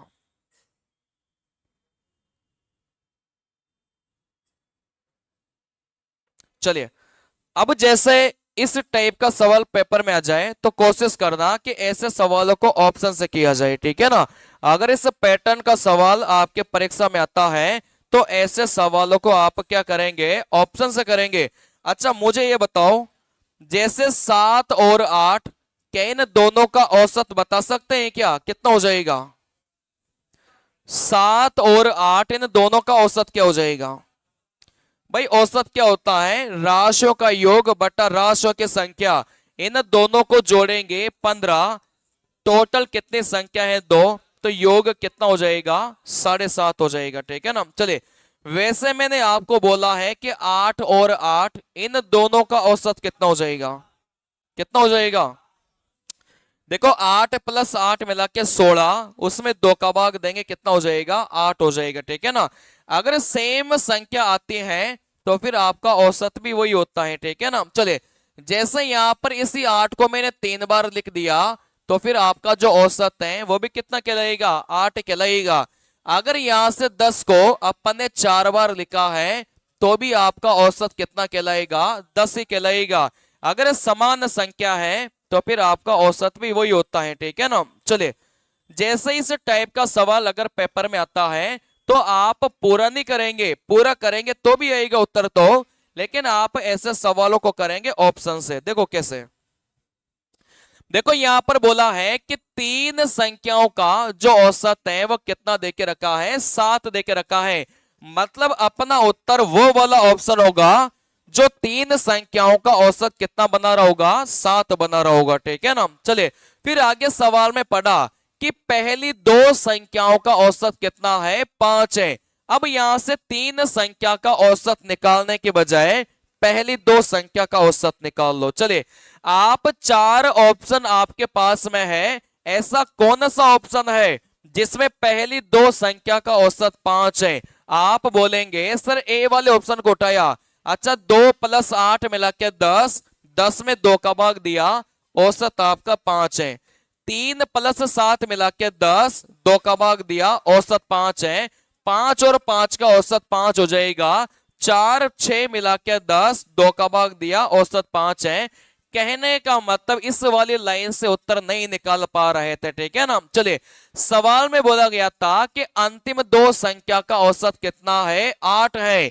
अब यहां से ऐसा कौन सा ऑप्शन है कि अंतिम की 2 संख्या का औसत 8 बना रहा था। चलिए, आप बोलेंगे सर 8 और 8 का औसत कितना हो जाएगा, 8, 7 प्लस 9 मिला के कितना हो जाएगा, 16, इसका भी 8 हो जाएगा।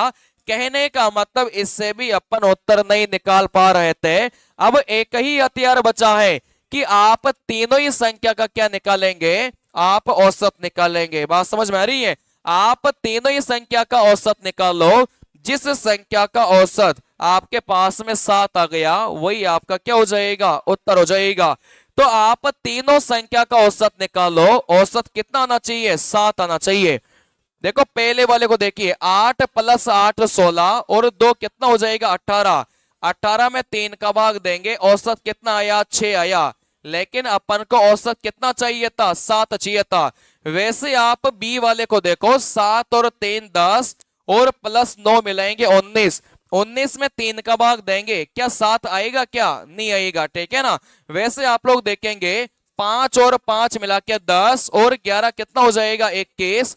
21 में 3 का भाग देंगे तो यहां से कितना आ गया, आप बोलेंगे 7। इसको भी चेक कर लो, 4 और 6 मिला के 10, 10 और 10 20, 20 में 3 का भाग देंगे तो आप बोलेंगे 7 नहीं आएगा।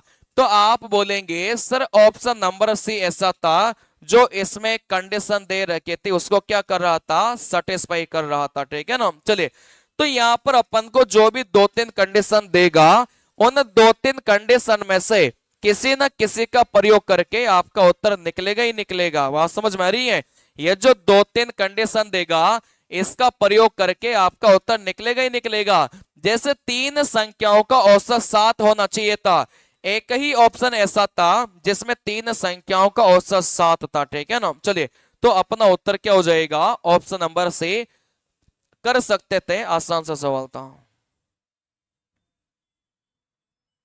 चलिए, देखो पूरे औसत का जो सबसे अच्छा सवाल मुझे लगा वो ये वाला ही लगा।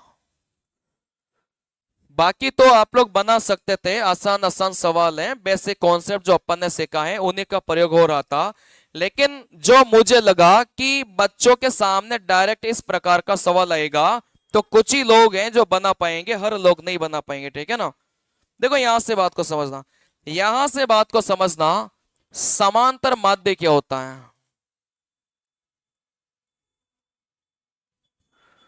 देखो समांतर माध्य कुछ नहीं होता, एक शब्द अपन ने सीखा था क्रमागत, ठीक है ना। चले, तो समांतर माध्य कुछ भी नहीं होता, ये जो क्रमागत शब्द होता है इसे कोई क्या बोला जाता है, समांतर माध्य बोला जाता है। चले, देखो आप लोग मुझे बताइए कि 1 2 3 4 5, ठीक है ना। चलिए टोटल मिलाकर अपन ने यहां से 5 खाने बनाए हैं।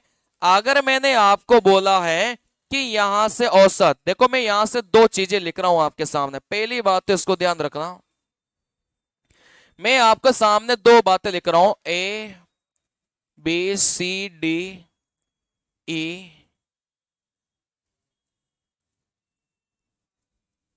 समांतर माध्य में है,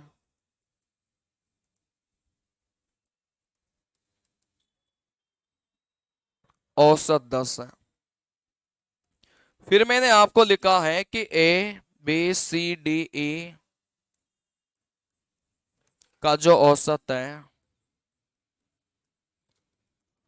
चलिए देखो यहां से बात को समझना, यहां से अगर आप लोग बात को समझेंगे, अच्छा यहां पर टोटल मिलाकर कितनी संख्या है, 5 संख्या है।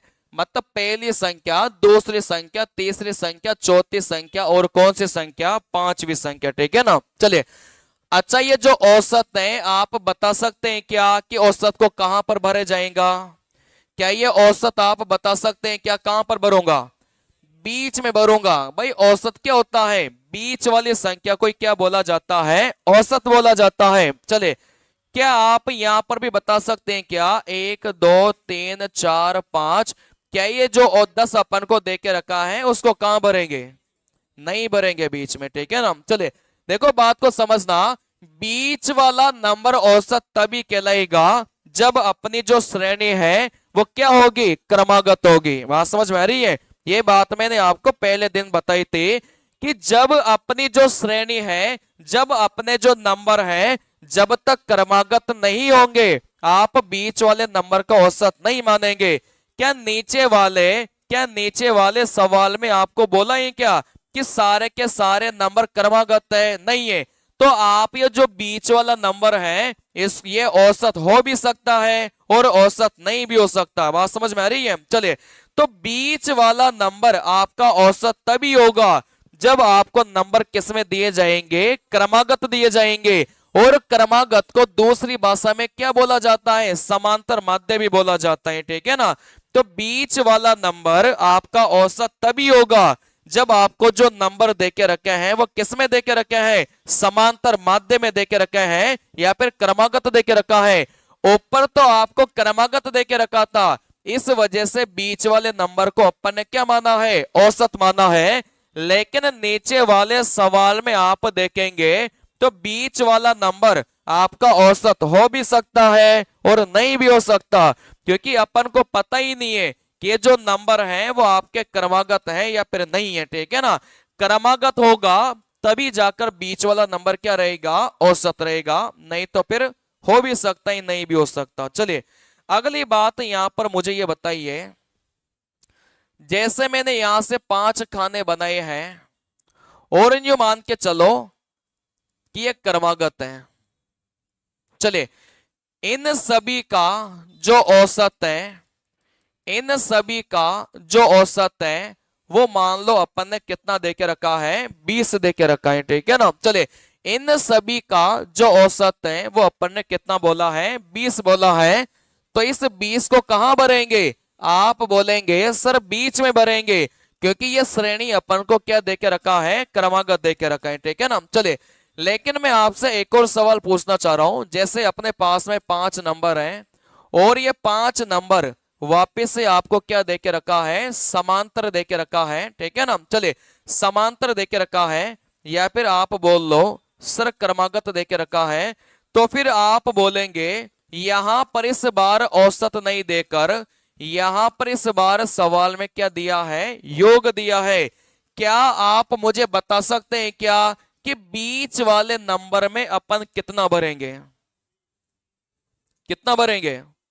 चले भाई सवा आप खुद सोचिए ना कि बीच वाले नंबर में अपन को क्या भरना होता है, औसत भरना होता है। जब श्रेणी अपन को क्रमागत देगा तो बीच वाले नंबर में अपन क्या भरेंगे, औसत भरेंगे। यहां पर सवाल में डायरेक्ट ही औसत दे के रखा था, इस वजह से अपन ने यहां पर क्या भर लिया, औसत भर लिया। लेकिन इस सवाल में आप लोग देखेंगे तो यहां पर औसत नहीं देके रखा, योग देके रखा है। चलिए, अच्छा यहां पर इस योग से क्या औसत निकाल सकते हैं क्या? आराम से। मैंने आपको यही तो सिखाया कि राशियों का योग बटा राशियों की संख्या, टोटल मिलाकर कितनी संख्या है? 5 संख्या है। तो यहां से जो औसत है वो कितना निकल के आ गया? 20 निकल के आ गया। तो फिर बीच में आप क्या भर सकते हैं? 20 भर सकते हैं, ठीक है ना। चलिए, कहने का मतलब बीच में आप क्या भरेंगे? आप हमेशा औसत ही भरेंगे।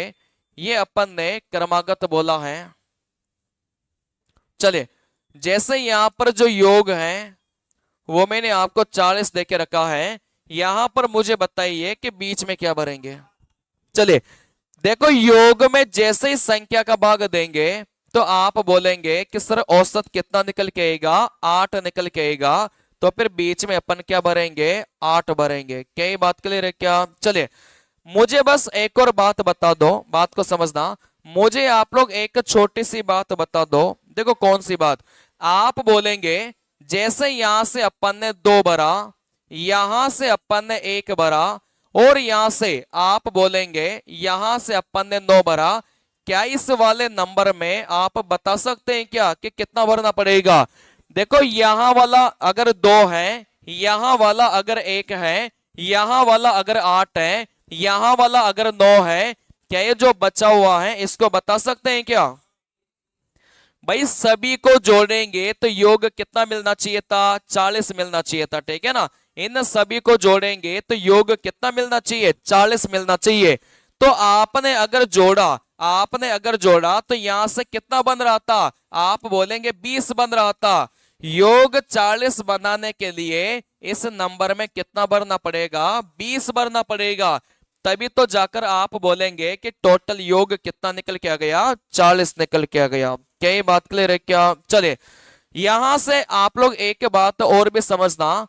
जैसे यहां से मेरे पास में 5 खाने हैं और नीचे भी अपने पास में 5 खाने हैं, ठीक है ना। चलिए, तो यहां से बात को समझना, ऊपर भी अपने पास में 5 खाने हैं और नीचे भी अपने पास में कितने खाने हैं? 5 खाने हैं, ठीक है ना। चलिए, जैसे यहां पर अगर मैं आपको बोलूं कि पहली संख्या में से आपने 50 कम किया, बात को समझना। ऊपर शुरुआत में कोई ना कोई नंबर रहे होंगे और यही नंबर बाद में भी अपन को देके रखा है। यहां से बोला गया है कि पहली संख्या में कितना कम किया? 50 कम किया। अच्छा, इस तीसरी संख्या में अपन ने 10 कम किया, और यहां से ये जो दूसरी संख्या थी इसमें मान लो अपन ने 20 कम किया। तो आप मुझे बताइए कि जो टोटल योग होगा उसमें कितने की कमी आ जाएगी? अगर यहां से अपन ने पहली संख्या में 50 कम कर दिया, दूसरी संख्या में 20 कम किया, और यहां से चौथी संख्या में 10 कम किया, तो टोटल मिलाकर कितने की कमी हो गई? 80 की कमी हो गई। तो यहां से अपने पास में जो भी योग रहेगा उसमें टोटल मिलाकर कितने की कमी आ जाएगी? 80 की कमी आ जाएगी। क्या ये बात क्लियर है क्या? चलिए, एक बात और भी बताइए कि यहां वाला नंबर अगर 70 है, बात को समझना, अगर यहां वाला नंबर 70 है तो ऊपर वाला नंबर कितना हो जाएगा? कितना हो जाएगा? आप खुद सोचिए ना, 60 लिखा, क्या 60 में से 10 घटाने पर 70 मिलेगा क्या? नहीं मिलेगा। तो आप बोलेंगे सर यहां पर 80 रहेगा, तभी तो 80 में से 10 घटाएंगे अपन को क्या मिलेगा? 70 मिलेगा। तो थोड़ा सा ऐसा भी वेरीफाई कर सकते हो, ठीक है ना। चलिए, जैसे आप लोग मुझे बताइए कि यहां पर अपने पास में 100 है तो ऊपर कितना आएगा? ऊपर वाली संख्या में से कितना घटाया जाए कि 100 आ जाएगा? आप बोलेंगे कि ऊपर वाला नंबर कितना आ जाएगा? 120 आ जाएगा। क्या ये बात क्लियर है क्या? चलिए, इन तमाम नियम का प्रयोग करके आप लोग इस सवाल का उत्तर निकालिए। देखो, परास शब्द से मत घबराना।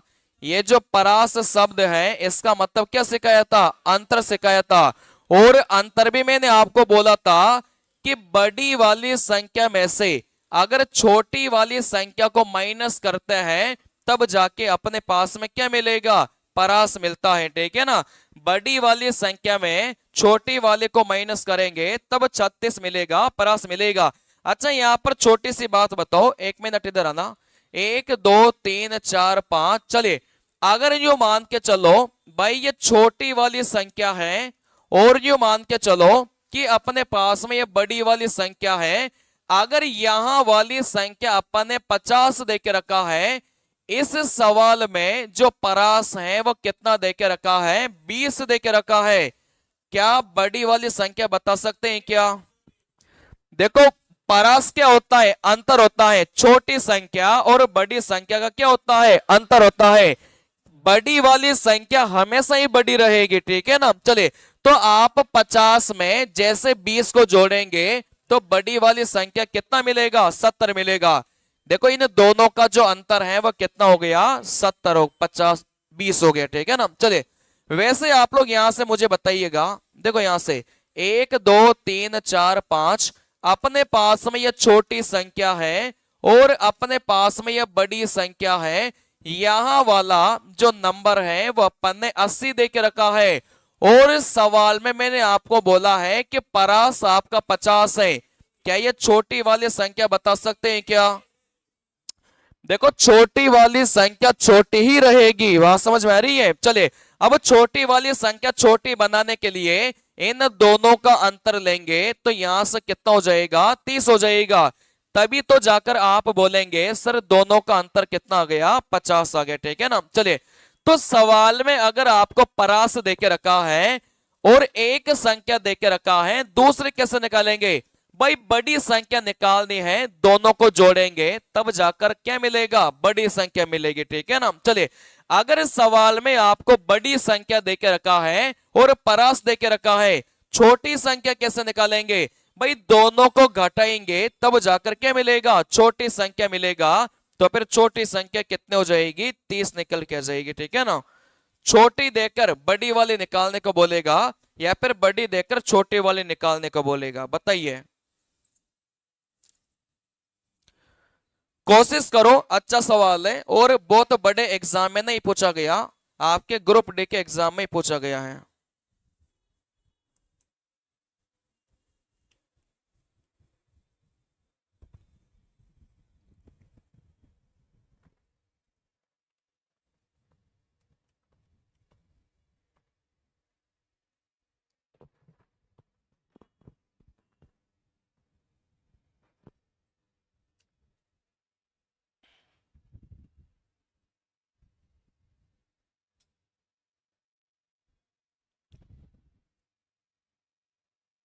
चलिए देखो मैं करवा देता हूं, एक सेम ही सवाल फिर से पूछा गया था।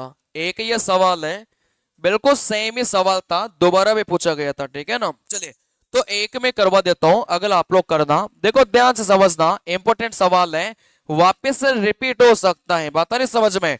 देखो यहां से बात को समझना, तीन संख्याओं का जो औसत है वो कितना देके रखा है, 28 देके रखा है। कहने का मतलब अपने पास में तीन संख्या थी और इन तीनों का जो औसत है वो कितना देके रखा है, 28 देके रखा है, ठीक है ना। चलिए सवाल में बोला गया था यदि सबसे छोटी संख्या में, अब आप ये मान के चल लो कि इधर वाली संख्या तो सबसे छोटी होगी और इधर वाली संख्या कौन सी रहेगी, सबसे बड़ी रहेगी। बात नहीं समझ में? आप ये मान के चल लो कि इधर वाली संख्या आपने सबसे छोटी माना है और इधर वाली संख्या को आपने क्या माना है, सबसे बड़ी संख्या माना है, ठीक है ना। चलिए फिर सवाल में अपन को बोला गया था यदि सबसे छोटी संख्या में 2 जोड़ दिया जाए, सबसे बड़ी संख्या में से 5 घटा दिया जाए तो मध्य का अंक समांतर माध्य हो जाता है। ये जो समांतर माध्य शब्द है इसका क्या मतलब समझते हैं? आप बोलेंगे कि आप अगर पहली संख्या में से, बात को समझना, आप अगर पहली संख्या में से क्या करेंगे, पहली संख्या में 2 जोड़ेंगे। फिर सवाल में बोला गया था कि सबसे बड़ी संख्या में से 5 घटाएंगे तो यहां से ये जो नंबर आपके पास में है ये आपके पास में नंबर क्या हो जाएंगे, समांतर माध्य हो जाएंगे। बीच वाली संख्या समांतर माध्य का मतलब क्रमागत होना होता है, ठीक है ना। चलिए, तो यहां से सवाल में क्या बोला था भाई, ओरिजिनल संख्या अपने पास में ये थी, ठीक है ना। पहली संख्या, दूसरी संख्या और यहाँ पर कितने हैं, तीसरी संख्या है। पहली संख्या में आप कितना जोड़ दो, दो जोड़ दो, मतलब सबसे छोटी संख्या में दो जोड़ो और सबसे बड़ी संख्या में से आप जैसे 5 घटाएंगे तो वैसे ही जो नई संख्या निकल के आएगी वो आपके क्या कहलाएगी, समांतर माध्य कहलाएगा, ठीक है ना। क्योंकि सवाल में बोला है ना कि छोटी संख्या में दो जोड़ा, बड़ी संख्या में से 5 घटाया, तो ये जो नई संख्या बन के आएगी ये आपके क्या कहलाएगी, समांतर माध्य कहलाएगी। मतलब नीचे वाली संख्या के लिए सवाल में बोल दिया कि ये संख्या अपने कौन से बन चुकी है, क्रमागत संख्या बन चुकी है। बात समझ में आ रही है। इन नीचे वाली संख्या के लिए अपन को बोल दिया गया कि ये जो संख्या है वो अपने कौन सी बन चुकी है, क्रमागत संख्या बन चुकी है। चलिए, अच्छा मुझे आप लोग बस इतना बता दो कि इन तीन संख्या का अगर औसत 28 है तो क्या इनका योग निकाल सकते हैं क्या। आप बोलेंगे सर औसत को जैसे संख्या से गुणा करेंगे वैसे अपने पास में क्या जाएगा, आप बोलेंगे सर अपने पास में क्या जाएगा, 84 आ जाएगा, ठीक है ना। जैसे औसत को संख्या से गुणा करेंगे वैसे क्या निकल के आ जाएगा, योग निकल के आ जाएगा। इन तीनों संख्या का जो योग है वो यहां से कितना देके रखा है, 84 देके रखा है। क्योंकि सवाल में तो अपन को औसत देके रखा था, लेकिन ये जो भी प्लस माइनस अपन करते हैं ना, ये औसत के साथ में नहीं करते, ये अपन किसके साथ करते हैं, योग के साथ में करते हैं, ठीक है ना। चले, इन तीन संख्या का औसत 28 देके रखा था, लेकिन अपन ने इनका योग कितना निकाल लिया, 84 निकाल लिया। चलिए, अच्छा मुझे बताइए कि यहां वाला क्या योग बता सकते हैं क्या, ऊपर वाले तीनों संख्या का योग 84 है, क्या यहां वाला बाद वाली संख्या का योग बता सकते हैं क्या, आराम से। भाई पहली संख्या में दो जोड़ा, लास्ट वाली संख्या में से 5 घटाया, तो टोटल मिलाकर आप देखेंगे तो आपने कितना किया, -3 किया, ये तो किया ना। देखो इधर ध्यान देना, जैसे आप बोलेंगे सर 3 संख्या है, नीचे भी 3 संख्या है, पहली संख्या में आपने 5 जोड़ा, दूसरी संख्या में से आपने 8 घटाया, तो टोटल मिलाकर जो योग होगा उसके साथ क्या होगा भाई, 5 -8, 5 -8 करेंगे तो कितना हो जाएगा, -3। तो ये जो टोटल योग होगा उसके साथ आपको क्या करना पड़ेगा, -3 करना पड़ेगा, ठीक है ना। चलिए, तो यहां पर भी वही सीन है भाई, छोटी संख्या में 2 जोड़ा, बड़ी संख्या में -5, तो आप बोलेंगे कि 2 -5 कितना हो गया, -3। तो यहां पर योग के साथ में आपको क्या करना पड़ेगा, 3 घटाना पड़ेगा, ठीक है ना। चलिए, 84 में से जैसे 3 को घटाएंगे तो जो नया योग है वो कितना आ गया, आप बोलेंगे सर 81 आ गया। क्या ये बात क्लियर है क्या। चलिए, अब नीचे वाली संख्या को तो बोला है ना कि कौन सी संख्या है, क्रमागत संख्या है। अच्छा, आपको योग देके रखा है, क्या आप बीच वाली संख्या को भर सकते हैं क्या, आराम से। अपन ने सीखा है ना कि अगर संख्या क्रमागत है तो बीच वाली संख्या आपके क्या कहलाती है, औसत कहलाती है। अगर आपको योग देके रखा है तो फिर बीच वाली संख्या को भर सकते हैं। अच्छा, इसका औसत कितना हो जाएगा, अगर 81 में आप 3 का भाग देंगे तो यहां से औसत कितना मिलेगा, 27 मिलेगा। और इस 27 को कहां भरेंगे, बीच में भरेंगे। बात समझ में आ रही है। अगर 3 संख्या का योग आपको देके रखा है, क्या इस योग से औसत नहीं निकाल सकते क्या, निकाल सकते हैं। जैसे योग में संख्या का भाग देंगे वैसे अपना औसत कितना आ जाएगा, 27 आ जाएगा। और औसत को अपन बीच में भर सकते हैं, क्योंकि सवाल में बोल दिया कि नीचे वाली संख्या क्या बन चुके हैं, समांतर माध्य बन चुके हैं या फिर क्रमागत बन चुके हैं, ठीक है ना। चलिए, अच्छा यहां पर आप मुझे बताइए, बस इतने सी बात बता दो कि बीच वाली संख्या अगर 27 है, बाकी की जो दोनों संख्या है वो आप बता सकते हैं क्या। आप बोलेंगे, यहां से बात को समझना, आप बोलेंगे कि यहां से आप बोलेंगे कि यहां से जो परास है वो अपन को कितना देके रखा है, आप बोलेंगे सर परास अपन को कितना देके रखा है, 36 देके रखा है। क्या यहां से मुझे इन तीन संख्या का प्रयोग करके और परास का प्रयोग करके क्या आप इन दोनों संख्या को बता सकते हैं क्या? नहीं बता पाएंगे अभी, ठीक है ना। चलिए देखो यहां से बात को समझना, देखो यहां से बात को समझना। टोटल योग यू मान के चल लो कि अपने पास में 40 है, ठीक है ना। टोटल योग यहां से कितना देके रखा है, 40 देके रखा है। अगर यहां से मैं बात करूंगा तो बीच वाला, बात को समझना, अगर मैं यहां से बात करूंगा ये जो बीच वाला नंबर है वो अपन को कितना देके रखा है, 30 देके रखा है।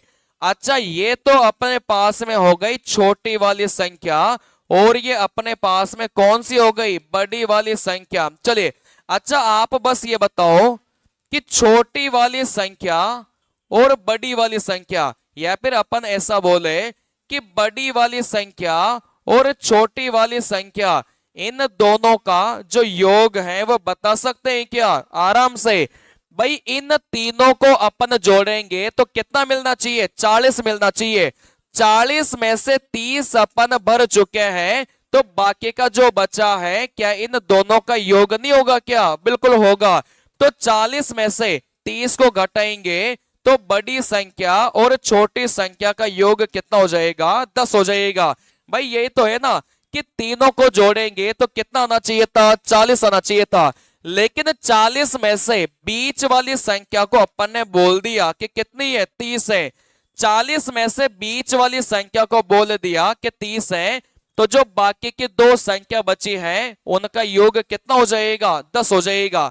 भाई बाकी की दोनों संख्या का योग 10 होगा, तभी तो जाकर इन तीनों का योग कितना होगा, 40 होगा, ठीक है ना। चलिए अच्छा यहां से मुझे बताइए कि परास क्या होता है। आप बोलेंगे सर बड़ी संख्या में से अगर छोटी संख्या को घटाएंगे तब जाके क्या मिलेगा, परास मिलेगा। जैसे इसी सवाल में आपको जो परास है वो मान लो 2 देके रखा है, ठीक है ना। चलिए तो बड़ी संख्या में से छोटी संख्या को घटाएंगे तब जाकर आपको क्या मिलेगा, परास मिलेगा। क्या इन दोनों का प्रयोग करके बड़ी संख्या और छोटी संख्या निकाल सकते हैं क्या? आराम से निकाल सकते हैं। अभी 2-3 दिन पहले ही बताया होगा कि a प्लस बी का मान 10 है और a माइनस बी का मान 2 है। इन दोनों का प्रयोग करके a का मान भी निकाल सकते हैं और b का मान भी निकाल सकते हैं, ठीक है ना। भाई एक प्लस में दिया जाए दूसरी माइनस में दिया जाए तो a और b का मान निकाला जा सकता है। देखो यहां से दोनों को जोड़ा कितना मिला, 12। 12 में 2 का भाग देंगे कितना हो जाएगा, 6। इन दोनों को घटाया 8। 8 में 2 का भाग देंगे 4 हो जाएगा। तो यहां से बड़ी वाली संख्या तो 6 हो गई और छोटी वाली संख्या कितनी हो जाएगी, 4 हो जाएगी, ठीक है ना। वैसे आप लोग निकालो भाई, बड़ी और छोटी संख्या का योग 10 है, बड़ी और छोटी संख्या का अंतर 2 है, तो बड़ी वाली संख्या निकाल सकते हैं। इन दोनों को जोड़ा 12, 2 का भाग दिया कितना हो जाएगा, 6। तो बड़ी वाली जो संख्या है वो तो कितनी निकल के आ गई, 6 निकल के आ गई, ठीक है ना। चलिए वैसे छोटी वाली संख्या आप बोलेंगे सर दोनों को घटाया 8, उसमें 2 का भाग दिया, तो यहां से छोटी वाली संख्या कितना आ जाएगा, 4 आ जाएगा। क्या इन तीनों का योग 40 नहीं आ गया क्या? बिल्कुल आ गया, ठीक है ना। चलिए आप एक और सीखिए। देखो यहां से इन तीनों का जो योग है वो मान लो अपन को 60 देके रखा है और बीच वाली संख्या अपन को कितना देके रखा है, ये मान के चल लो कि अपन को यहां से 10 देके रखा है। बात समझ में आ रही है? चलिए देखो वो 60 देके रखा था और बीच वाली संख्या कितना देके रखा है, 10 देके रखा है। क्या आप मुझे ये बता सकते हैं क्या कि बड़ी संख्या और छोटी संख्या का जो योग है वो कितना रहेगा? आप बोलेंगे सर 50 रहेगा, क्योंकि 60 में से 10 बढ़ चुके हैं, तो जो बाकी का 50 बचा है ना वो इन दोनों को मिलाकर ही तो होगा, ठीक है ना। तो बड़ी संख्या छोटी संख्या का योग 50। अब मान लो कि सवाल में परास भी देके रखा है। अब परास का मतलब क्या होता है कि बड़ी संख्या में से छोटी संख्या को घटाएंगे उसी को क्या बोला जाता है, परास बोला जाता है। जैसे सवाल में अपन को परास कितना दे दिया, 40 दे दिया, ठीक है ना। चलिए अब यहां से मुझे बताइए कि बड़ी संख्या कितना हो जाएगा, 50 और 40 को जोड़िए 90, उसमें 2 का भाग देंगे तो बड़ी संख्या तो कितने हो जाएगी, 45 हो जाएगी, ठीक है ना। चलिए फिर यहां से छोटी संख्या कैसे निकालेंगे, इन दोनों का अंतर लो 10, 10 में 2 का भाग दिया तो छोटी संख्या कितने हो जाएगी, 5 निकल के आ जाएगी, ठीक है ना। चलिए देखो ये वो सवाल हैं जिनमें आपके ट्रिक्स वगैरह काम नहीं करेगी, ये बिल्कुल बेसिक कॉन्सेप्ट वाले सवाल हैं, ये उन्हीं से बनेंगे जिनके बेसिक नियम अच्छे होंगे, ठीक है ना। चलिए अब मुझे ऐसा लगता है कि आप बचे हुए सवाल को बना सकते हैं, एक बार बना के बताओ। बाकी की 2 संख्या को आप भरने की कोशिश करो, भाई कितना मिलेगा। बीच वाली संख्या को अपन ने भर दिया और बाकी की जो 2 संख्या है उसको भरने की कोशिश करो।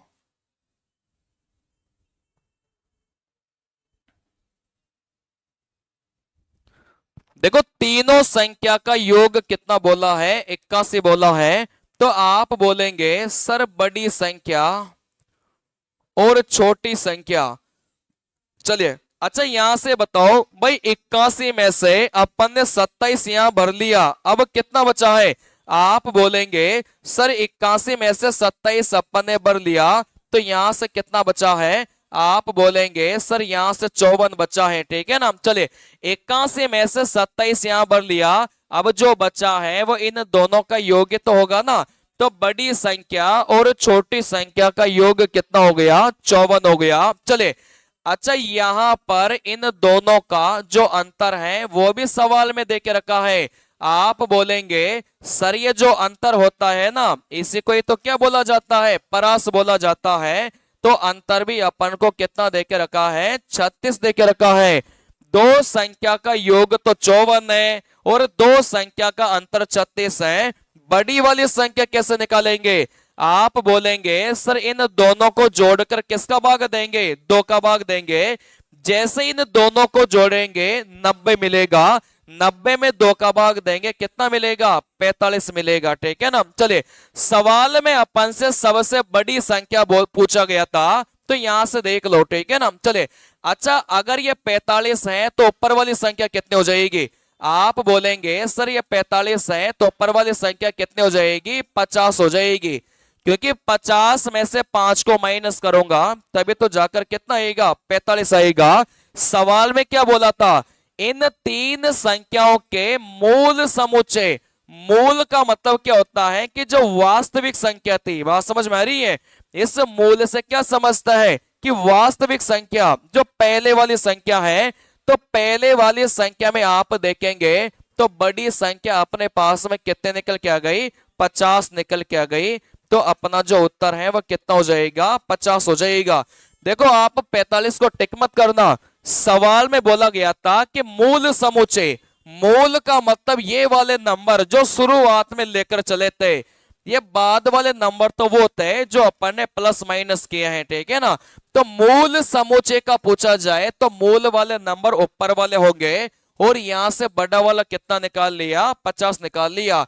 बाकी के दोनों नंबर को भी आप लोग आराम से निकाल सकते हैं, बात समझ में आ रही है। चलिए तो एक बार मैं शॉर्ट में सारी चीजें जल्दी जल्दी आपको बताता हूं, आप लोग यहां से ध्यान देना, क्योंकि सवाल अगर पेपर में आया सेम ही आएगा, बिल्कुल कोई चेंज नहीं होगा, इस बात को ध्यान रख लेना, ठीक है ना।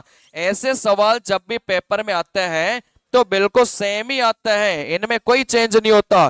तो यहां से वापस से एक बार फिर से जल्दी जल्दी देखना, देखो यहां से 3 संख्या थी, इन 3 संख्या का जो औसत था वो 28 देख के रखा था, तो यहां से योग कितना हो जाएगा, 84 हो जाएगा, ठीक है ना। चलिए सवाल में बोला था देखो इस संख्या को आप छोटी वाली मान लो और इसको आप क्या मान लो, बड़ी वाली मान लो। चलिए सवाल में बोला गया था कि यहां से छोटी संख्या में 2 जोड़ा जाए और बड़ी संख्या में 5 घटाया जाए, तो तो बाद में जो संख्या बनेगी ना वो क्रमागत बन जाएगी, समांतर माध्य बन जाएगी, ठीक है ना। चलिए, अच्छा 2 - 5 तो आप बोलेंगे कितना हो गया, -3। 84 में से 3 घटाएंगे तो यहां से कितना हो गया, 81 हो गया। अगर ये तीनों संख्या क्रमागत है तो आप बीच में क्या रख सकते हैं, औसत रख सकते हैं। 81 में जैसे 3 का भाग देंगे तो यहां से बीच वाली संख्या कितना मिल जाएगी, 27 मिल जाएगी। चलिए, अगर सबसे बड़ी और सबसे छोटी संख्या का योग निकालेंगे तो कितना मिलेगा, 54 मिलेगा, क्योंकि 81 में से 27 को हटाने के बाद में इन दोनों संख्या का क्या मिलेगा, योग मिलेगा। परास का मतलब क्या होता है, अंतर होता है, और अंतर सवाल में कितना देके रखा है, 36 देके रखा है। अगर आपको योग भी देके रखा है और आपको अंतर भी देके रखा है तो सबसे बड़ी और सबसे छोटी संख्या निकालना आसान है। आप बोलेंगे बड़ी कैसे निकालेंगे, इन दोनों को जोड़कर किसका भाग देंगे, 2 का भाग देंगे। जैसे दोनों को जोड़ेंगे 90, 90 में 2 का भाग देंगे 45। अगर ये 45 है, यहां से -5 है तो ऊपर वाला कितना हो जाएगा, 50 आ जाएगा। जब एक बार कर लेंगे तो चीजें थोड़ी जल्दी जल्दी हो जाती हैं, बात समझ में आ रही है। चलिए, आसान सा सवाल था, एक बार अगर पहले से किया हुआ है तो आराम से कर लेंगे। सेम सवाल है, बिल्कुल कोई अंतर नहीं है, बस संख्याओं का अंतर है, ठीक है ना। चलिए, अगर यह सवाल पेपर में रिपीट हुआ बिल्कुल सेम ही होगा, कोई भी इसमें चेंज नहीं होगा। ऐसे सवालों में कभी कोई चेंज नहीं होता, और यह सवाल किसी न किसी एग्जाम में पूछा जा चुका होगा पहले भी, है ना, क्योंकि रेलवे कोई नया सवाल तो पूछते नहीं है, किसी न किसी एग्जाम के क्वेश्चंस को रिपीट करती है।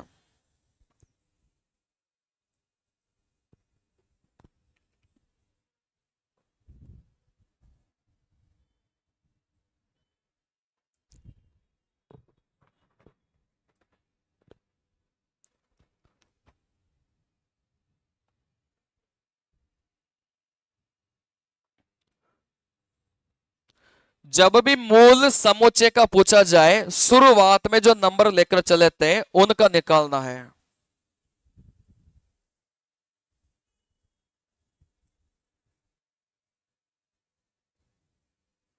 अच्छा, इस सवाल में अगर चेंज होता है कभी भविष्य में तो यहां से आप बता सकते हैं क्या कि बाकी की संख्या क्या रहेगी, क्या बता सकते हैं क्या, भाई ये वाली संख्या 50 है, बाकी की संख्या भी बता सकते हैं ना। आप बोलेंगे यहां पर छोटी संख्या कितनी हो जाएगी, आप बोलेंगे यहां पर छोटी संख्या, दोनों का अंतर लिया 18, 18 में 2 का भाग दिया तो यहां से छोटी वाली संख्या कितनी हो जाएगी, 9 हो जाएगी। अच्छा, ये बड़ी वाली संख्या बता सकते हैं क्या, आप बोलेंगे सर ऊपर वाली संख्या कितनी हो जाएगी, 7 हो जाएगी, क्योंकि 7 में 2 जोड़ेंगे तब क्या मिलेगा, 9 मिलेगा। अच्छा, यहां पर इन तीनों संख्या का योग कितना देके रखा है, 84 देके रखा है। 84 में से आप बोलेंगे सर 57 भर चुके हैं, तो यहां पर अपने पास में कितना बचा है, आप बोलेंगे सर 27 बचा है। तो बाकी की तीनों संख्या, बाकी की दोनों संख्या भी पूछा जाए ना तो भी आप लोग कर सकते हैं, ठीक है ना। चलिए, इसको करिए।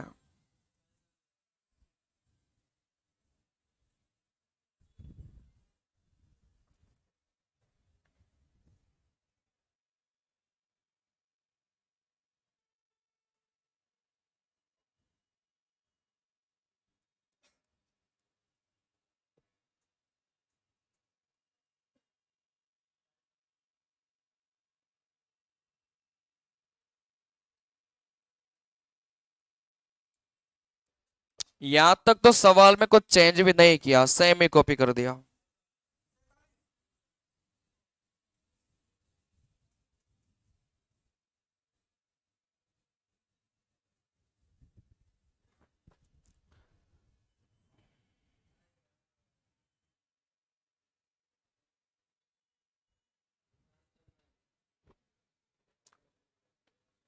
देखो, 2025 का कैलेंडर ऑफिशियली तो नहीं आया, लेकिन कहीं ना कहीं अफवाह तभी फैलती है जब वो चीज आने वाली होती है। आपने जब एलपी की वैकेंसी आई थी तो उससे पहले अफवाह फैल चुकी थी कि एलपी की वैकेंसी आने वाली है, और 2 से 3 दिन बाद वो आ भी गई थी ऑफिशियली। बात आ नहीं समझ में? तो रेलवे ने इस बार किसी भी चीज को सीक्रेट रखा ही नहीं है, पहले ही वो चीज वायरल हो गई और उसके बाद में वही सेम चीज आपको ऑफिशियल नोटिफिकेशन में देखने को मिली है 4-5 दिन बाद। तो जो कल एक नोटिस सर्कुलेट हो रहा था 2025 का कैलेंडर, उसमें जनवरी से और मार्च के बीच में एलपी की वापस से वैकेंसी आएगी 2025 में, ठीक है ना? क्योंकि रेलवे ने पहले भी बोल दिया था कि हर साल कैलेंडर जारी करेंगे, हर साल वैकेंसी निकालेंगे, तो उसने कहीं ना कहीं वो चीज करने वाली है। वो बात नहीं समझ में?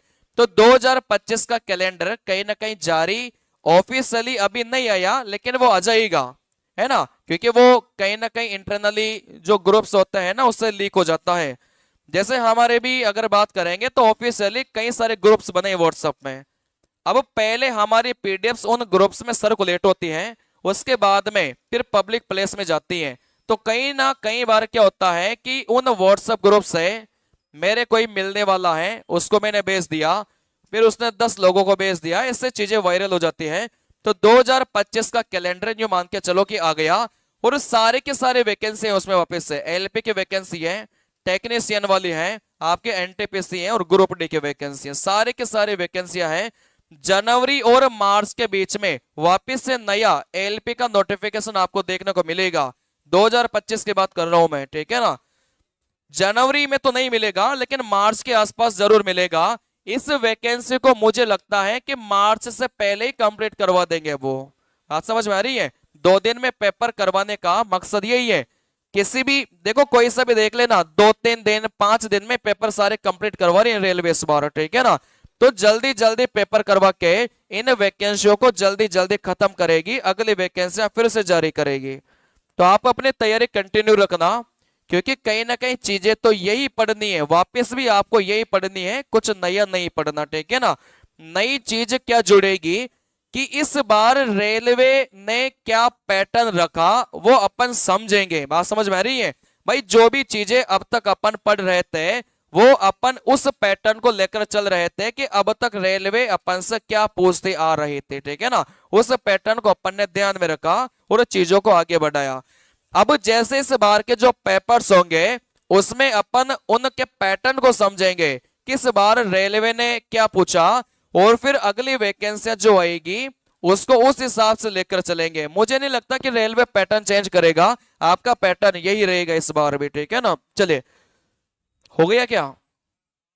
चलिए, तो यहां से सवाल तो वापस वही था भाई, पहली संख्या में छोटी संख्या में 7 जोड़ा, बड़ी संख्या में से 10 घटाया, 7 माइनस 10 करेंगे, यहां से कितना हो जाएगा? माइनस का 3। 84 में से 3 घटाएंगे, 81 हो गया। चलिए देखो, यहां से ये जो 3 संख्या है ये आपका समांतर हो चुकी है, तो 81 में जैसे 3 का भाग देंगे आपका औसत मिलेगा, तो औसत आपका कितना आ गया? 27 आ गया, ठीक है ना? चलिए, अच्छा 81 में से अगर 27 ये है तो बाकी इन दोनों संख्या का योग कितना रहेगा? आप बोलेंगे सर 54 रहेगा, ठीक है ना? चलिए, तो यहां से 81 में से अगर 27 ये है तो बाकी की जो 2 संख्या बची हैं इनका योग कितना रहेगा? 54 रहेगा। अच्छा, सवाल में जो परास है ना, परास का मतलब अंतर ही होता है छोटी बड़ी संख्या में, तो अंतर कितना देके रखा है? 20 देके रखा है। अब यहां से आप बड़ी वाली संख्या निकालेंगे, इन दोनों को जोड़कर किसका भाग देंगे? 2 का भाग देंगे। इन दोनों को जोड़ा 74, अगर 2 का भाग देंगे कितना हो जाएगा? 37 हो जाएगा। कहने का मतलब बड़ी वाली संख्या कितना निकाल लिया? 37 निकाल लिया, ठीक है ना? चलिए, अब यहां से क्या आप ऊपर वाली संख्या बता सकते हैं क्या? आप बोलेंगे सर ऊपर वाली संख्या कितना हो जाएगा? 47 हो जाएगा। 47 में से 10 घटाएंगे तभी जाकर क्या मिलेगा? 37 मिलेगा। तो जो अपना उत्तर है वो क्या निकल के आएगा? 47 निकल के आएगा। क्या ये बात क्लियर है क्या? चलिए, क्योंकि मूल वाला पूछा है, ये जो ऊपर वाली संख्या होती है ना इसको बोला जाता है मूल समुच्चय, जो अपन लेकर चले थे, ठीक है ना? चलिए, फिर भी अगर किसी को डाउट हो कि सर 27 होगा कि 47 होगा, उल्टा कर देना। अगर ऊपर जाएंगे तो आपको उल्टा करना है, माइनस है तो प्लस करना है, प्लस है तो माइनस करना है, ठीक है ना? चलिए,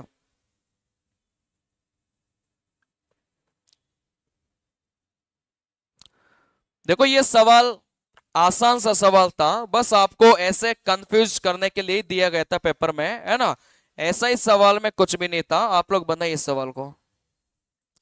देखो सवाल में बोला गया था एक व्यक्ति का खर्च फरवरी तथा मार्च के महीने में 50,000 रुपए बढ़ गया।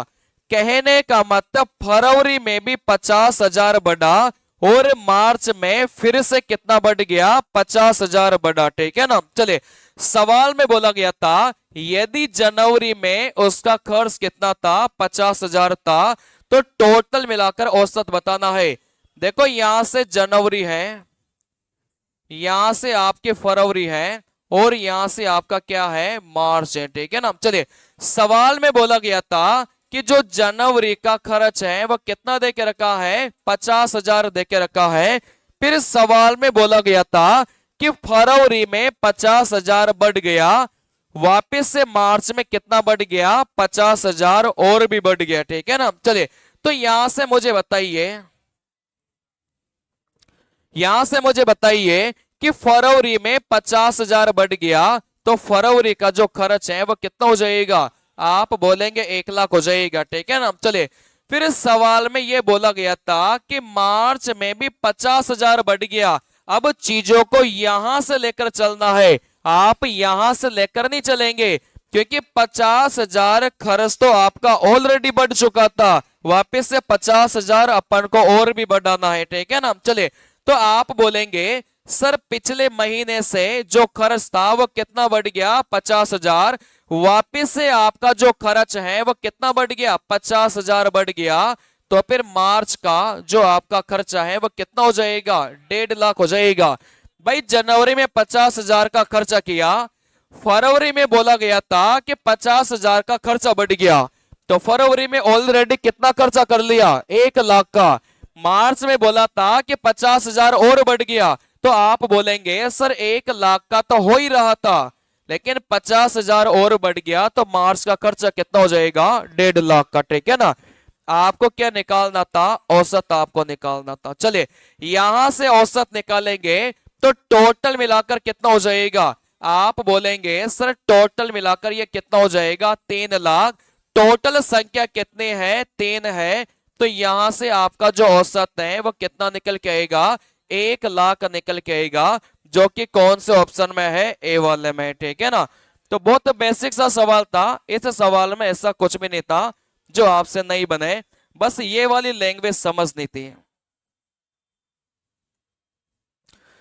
देखो वापस से वही सवाल आ गया जो अपन ने पढ़ा था ना अभी, कि ऐसे सवालों को आपको किससे बनाना है, ऑप्शन से बनाना है, ठीक है ना। चलिए, तो आपको देखो सवाल देके रखा है, आप सेम ही सवाल को किससे बनाओ, ऑप्शन से बनाओ। बनाइए एक बार।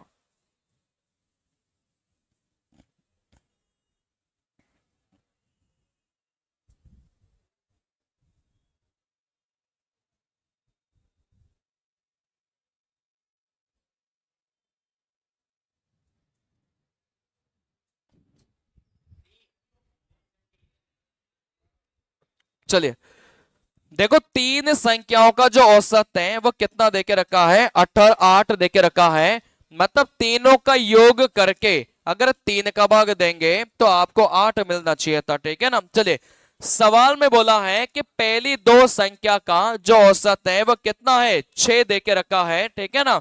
अंतिम दो संख्या का औसत कितना देके रखा है, 9 देके रखा है। अब आपके मर्जी पड़े ना उस कंडीशन का प्रयोग करना, किसी को लगे कि सर 3 संख्याओं का औसत 8 आना चाहिए, इस वाली कंडीशन का प्रयोग करो, ठीक है ना। अच्छा, तीनों को जोड़ा कितना हो गया, 9 9 18, 4 कितना हो जाएगा, 22। 22 में 3 का भाग देंगे, क्या 8 आ रहा है, क्या नहीं आ रहा, गलत हो जाएगा, ठीक है ना। वैसे आप लोग इसको देखो, 12 12 कितना हो गया, 24। 24 में 3 का भाग देंगे, क्या 8 आ रहा है, क्या, बिल्कुल। तो आप इसको डायरेक्ट टिक नहीं करेंगे, पहले आप नीचे वाले को भी चेक करना है, ठीक है ना। चले, यहां से आप बोलेंगे सर 12 12 24, 3 का भाग दिया, यहां से भी 8 आ रहा था। चले, आप बोलेंगे सर 12 12 24, 3 का भाग दिया, यहां से भी 8 आ रहा था। कहने का मतलब इसका प्रयोग करके तो अपन एक ही ऑप्शन को खत्म कर पाए हैं बस, ठीक है ना। चले, फिर बाकी आपको क्या करना है, नीचे वाले कंडीशन का प्रयोग करना है। कि आप बोलेंगे कि पहली दो संख्या का औसत कितना है, 6 है। देखो पहला वाला ऑप्शन तो गलत हो ही गया, इसको तो हटा दो। क्या इन दोनों संख्या का औसत 6 आ रहा है क्या? बिल्कुल, इन दोनों संख्या का भी औसत 6 आ रहा था, इन दोनों संख्या का भी औसत 6 आ रहा था। अब अपने पास में क्या बचा है कि अंतिम दो संख्या का औसत कितना आना चाहिए था? 9 आना चाहिए था। करिए, देखो यहां से 7 और 12 कितना हो जाएगा? 19। क्या 19 में 2 का भाग देंगे तो 9 आएगा क्या? नहीं आएगा, ठीक है ना। वैसे आप बोलेंगे सर 8 और 12 कितना मिलेगा? 20 मिलेगा। 2 का भाग देंगे तो 10 आएगा, लेकिन औसत कितना चाहिए था? 9 चाहिए था। लास्ट वाला ऑप्शन आपके पास बचा है। देखो यहां से, देखो लास्ट वाली संख्या को देखा तो 6 प्लस में 12 कितना हो जाएगा? 18। 18 में 2 का भाग देंगे तो आपका औसत 9 आएगा। तो अपना उत्तर कितना हो जाएगा? ऑप्शन नंबर डी हो जाएगा, ठीक है ना। चलिए, देखो अपना औसत पूरा हो गया। आपको इतना ही पढ़ना है, ठीक है ना। बहुत बढ़िया से पढ़ाया है, हर टाइप का सवाल करवाया है, आप लोग इतना ही पढ़ना, ठीक है ना। क्योंकि आपका रेलवे का पैटर्न ऐसा ही है जैसा अपन ने सीखा है और पढ़ा है। बात समझ में आ रही है? आप एसएससी पैटर्न पर जाएंगे तो हो सके कुछ पैटर्न वहां पर अलग मिले आपको, लेकिन अपने जो रेलवे का पैटर्न है वो आपका यही है। और इस टाइप के सवाल आपके एसएससी में देखने को नहीं मिलेंगे। ये जो सवाल अपन ने किए हैं ये कभी भी आपको एसएससी के पेपर में देखने को नहीं मिलेंगे। ये अपने रेलवे का पैटर्न है, तो आप लोग भी ऐसे पैटर्न पर प्रैक्टिस करना, ठीक है ना। मिलते हैं फिर अगली क्लास में अगले चैप्टर के साथ में। चलिए।